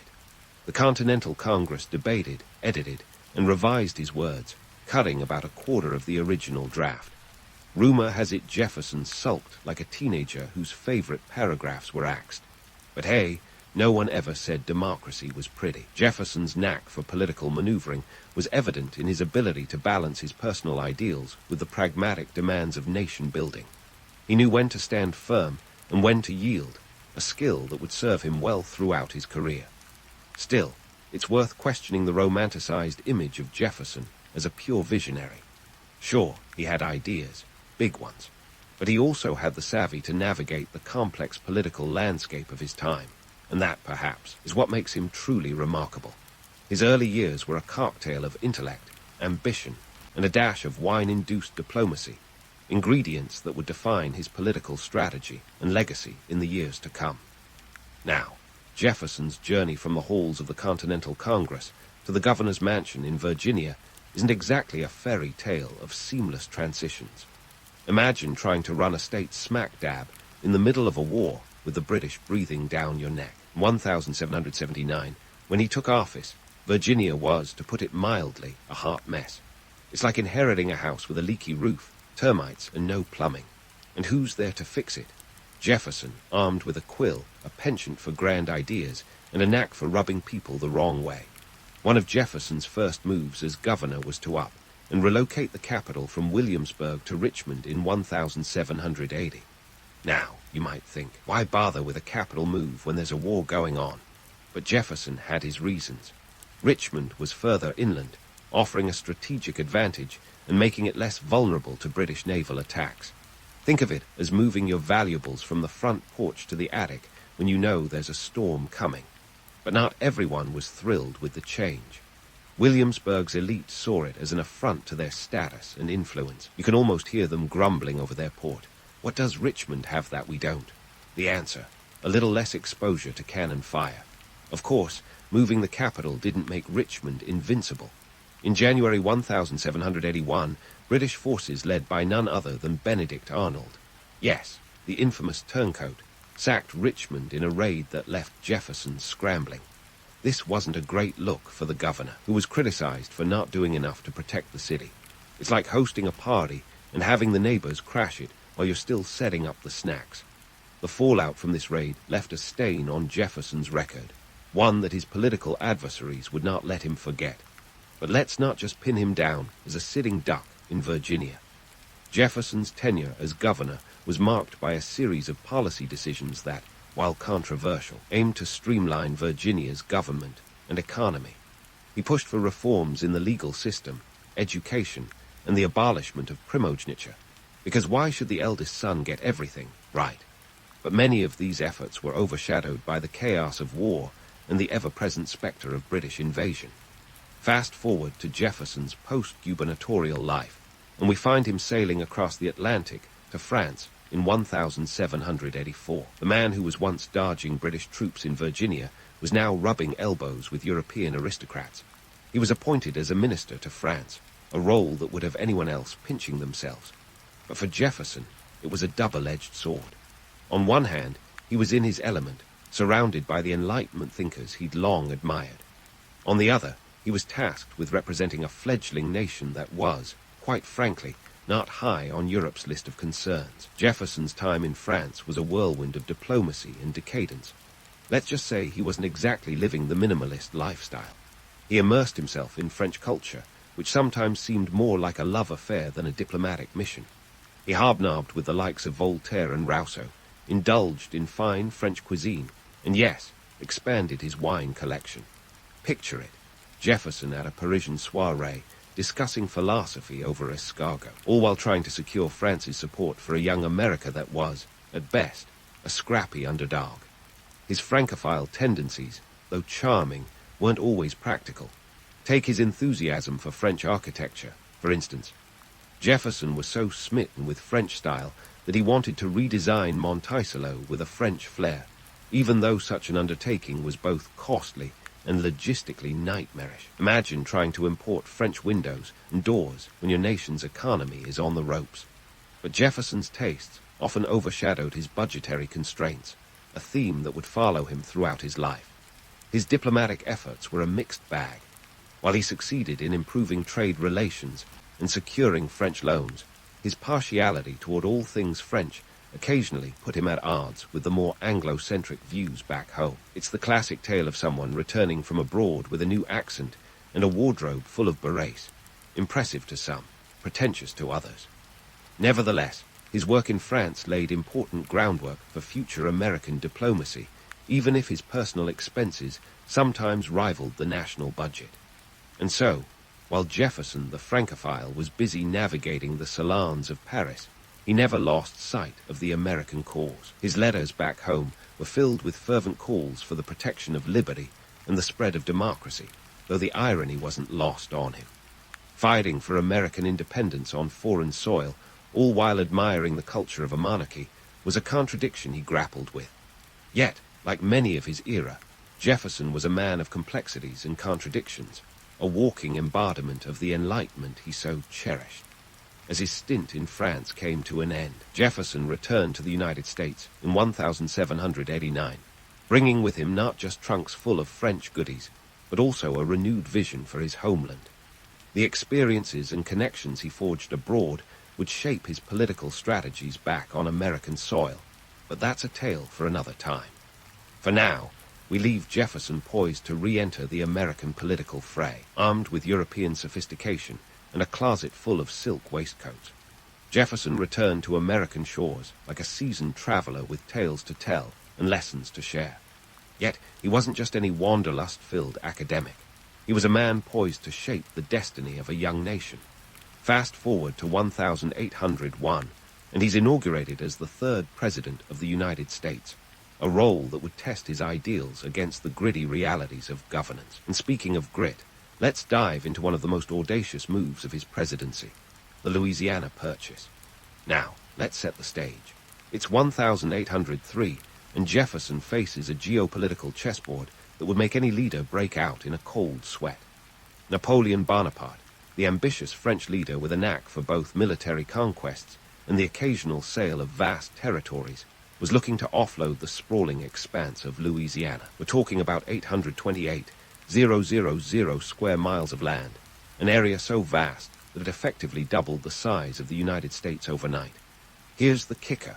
The price tag was a cool $15 million, which in today's money is like finding a mansion in Malibu listed at $100. But this wasn't just a real estate deal. It was a political bombshell. Jefferson, the eternal advocate for a strict interpretation of the Constitution, suddenly found himself in a bit of a pickle. The Constitution didn't exactly have a chapter titled How to Buy Massive Swaths of Land Without Congressional Approval. Yet, there he was, ready to pull the trigger on a decision that would redefine the nation's boundaries. Let's pause here for a moment to appreciate the irony. Jefferson, the herald of small government and minimal executive power, was about to make a unilateral decision that would send shockwaves through the political establishment. It's like the CEO of a health food company being caught scarfing down a double cheeseburger. Sure, you can argue that it was for the greater good, but it still raised a few eyebrows. And by a few, I mean pretty much everyone in Congress who wasn't in on the deal until after it was inked. The purchase itself was a masterclass in diplomatic maneuvering, or perhaps just sheer luck. Jefferson sent James Monroe and Robert Livingston to France with the original goal of securing New Orleans and maybe a bit of land around it for $10 million. But Napoleon, embroiled in European conflicts and in dire need of cash, countered with an offer that was too good to refuse: the entire Louisiana territory for just $5 million more. Monroe and Livingston had no telegraph or texting to get a quick thumbs up from Jefferson, so they took a leap of faith and said yes. Imagine negotiating the deal of the century over snail mail. Now, Jefferson had to reconcile his actions with his philosophy. He justified the purchase through the treaty-making provisions of the Constitution, a bit of a stretch, but not entirely unfounded. It's the political equivalent of using a shoehorn to fit a size 10 foot into a size 8 shoe. The Senate, perhaps sensing the historic significance or just relieved to have avoided an international incident, ratified the purchase with a vote of 24-7. And just like that, the U.S. had itself a whole lot more land, complete with rivers, mountains, and unbeknownst to them, an abundance of natural resources. But let's not pretend it was all sunshine and roses. The purchase opened up a can of worms, or rather, a vast expanse of land that would soon become a hotbed of contention over issues like slavery, Native American rights, and westward expansion. The romantic notion of manifest destiny would later be used to justify American expansion, yet it glossed over the complex realities and human costs involved. Jefferson's vision of an empire of liberty was tainted by the inequalities and conflicts that came with territorial growth. It's a bit like buying a fixer-upper only to discover the foundation is cracked. Sure, there's potential, but there's also a lot of work to be done. Despite the controversies, the Louisiana Purchase remains a landmark moment in American history, a bold gamble that paid off in spades, if you overlook the constitutional gymnastics and ethical dilemmas. Jefferson's legacy as a president is forever intertwined with this acquisition, a testament to his ability to adapt and improvise when faced with the unexpected. It's a reminder that even the most steadfast idealists sometimes have to bend their principles to the demands of reality. As Jefferson navigated the complexities of his presidency, he continued to grapple with the paradoxes of power. The Louisiana Purchase was just one of many challenges that forced him to balance his philosophical convictions with the practical demands of leadership. It's a dance that every politician knows well, but few manage to perform with elegance and integrity. Jefferson, with his penchant for books and a mind as sharp as a tack, proved that even the most bookish of statesmen could wield authority with finesse, though not without a fair share of contradictions. So, as we leave Jefferson pondering the vast possibilities and pitfalls of his expanded nation, we see a leader who understood that history is as much about what we do as what we say. His presidency was a masterclass in political complexity, marked by bold decisions and the occasional breach of his own doctrines. But then again, who among us hasn't veered off script when life throws a plot twist our way? With the Louisiana Purchase under his belt, Jefferson continued to shape the American narrative, a tale of expansion and opportunity that would resonate for generations. Yet, in the grand tapestry of history, his story was far from over. Jefferson's presidency was far from a leisurely stroll through the annals of history. If the Louisiana Purchase was a daring leap into the unknown, his second term was akin to trying to dance a waltz on a battlefield. The political landscape was shifting like quicksand beneath his feet, and Jefferson had to navigate it with both finesse and an occasional dose of audacity. Enter the Embargo Act of 1807, a piece of legislation that was less of a strategic masterstroke and more of a Hail Mary pass that ended up in the wrong end zone. Let's set the scene. It's the early 19th century, and the United States is caught between the proverbial rock and a hard place, or more accurately, between Britain and France. These two European heavyweights were embroiled in the Napoleonic Wars, a sprawling conflict that made the U.S. look like an awkward third wheel at a very tense dinner party. Both nations were interfering with American trade, with Britain's Royal Navy impressing American sailors into service, a move that was about as popular in the U.S. as a lead balloon. Jefferson, ever the idealist, decided to tackle this international conundrum with the Embargo Act, a law that aimed to cut off all trade with foreign nations. The idea was simple: deprive Britain and France of American goods, and they'd come crawling back, begging for a détente. In theory, it was a brilliant chess move. In practice, it was more like flipping the board and hoping the pieces would land in a winning formation. The economic fallout was immediate and brutal. American port cities, which had thrived on the bustling trade, suddenly found themselves quieter than a library at midnight. Ships languished in harbors, their sails furled, and their crews idle. In 1807, American exports plummeted from $108 million to a mere $22 million by 1808, a staggering nosedive that made the act about as popular as a cold shower at a pool party. New England's merchants, who had been riding high on the maritime boom, watched helplessly as their fortunes sank faster than a stone in the Boston harbor. The Embargo Act, intended as a peaceful alternative to war, ironically became a weapon of economic self-sabotage. It was like trying to stop a fire by dousing it with gasoline. You can guess how well that worked out. The backlash was swift and fierce, with Jefferson's political opponents seizing the opportunity to lambaste him for what they saw as a colossal blunder. Even his own party members were scratching their heads, wondering if their leader had momentarily lost his mind. If Jefferson had hoped to avoid conflict, he ended up sparking a civil war of the commercial kind within his own borders. The act's unintended consequences were almost comically tragic. Smuggling became the new national pastime, with enterprising individuals circumventing the embargo like it was a minor inconvenience rather than federal law. Picture this: cargo skippers sneaking goods across the Canadian border under the cover of night, while customs officers chased them in a game of cat and mouse that would have been hilarious if it weren't so economically disastrous. Despite the act's overwhelmingly negative reception, Jefferson stuck to his guns longer than most would have dared, a testament to his stubborn idealism. It wasn't until 1809, with his presidency winding down and the economy gasping for air like a fish out of water, that Congress repealed the Embargo Act in favor of the Non-Intercourse Act, which allowed trade with nations other than Britain and France.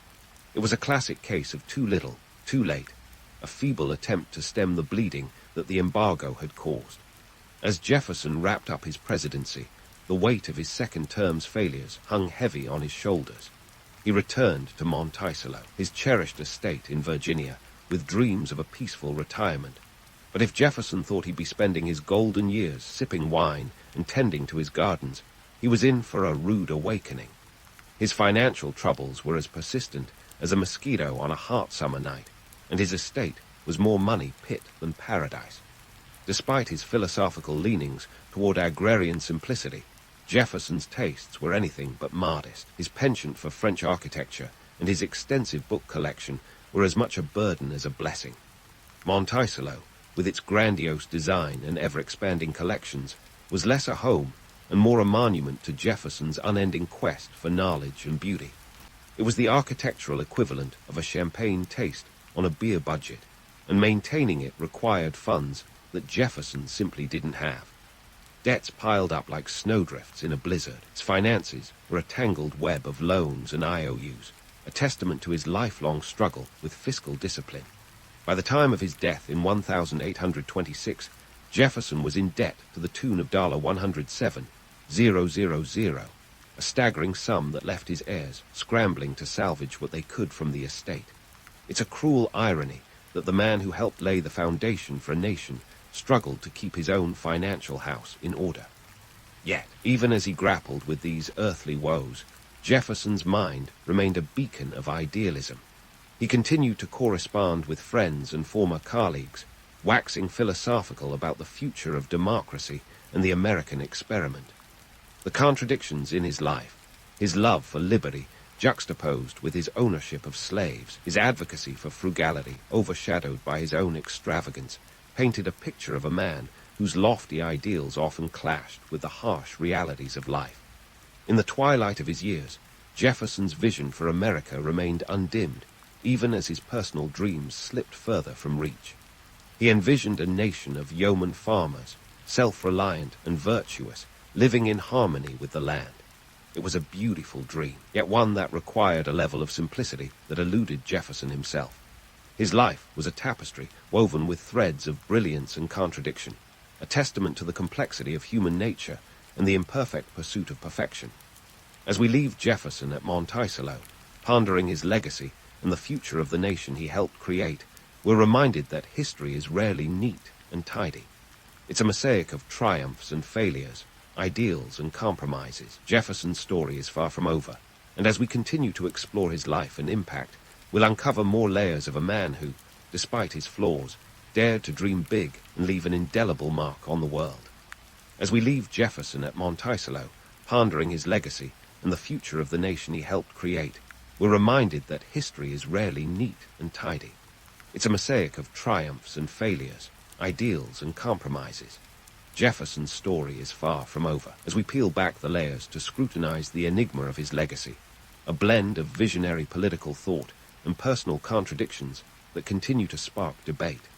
Let's dive right into the glaring contradiction that looms over Jefferson's legacy like a dark cloud on an otherwise sunny day: slavery.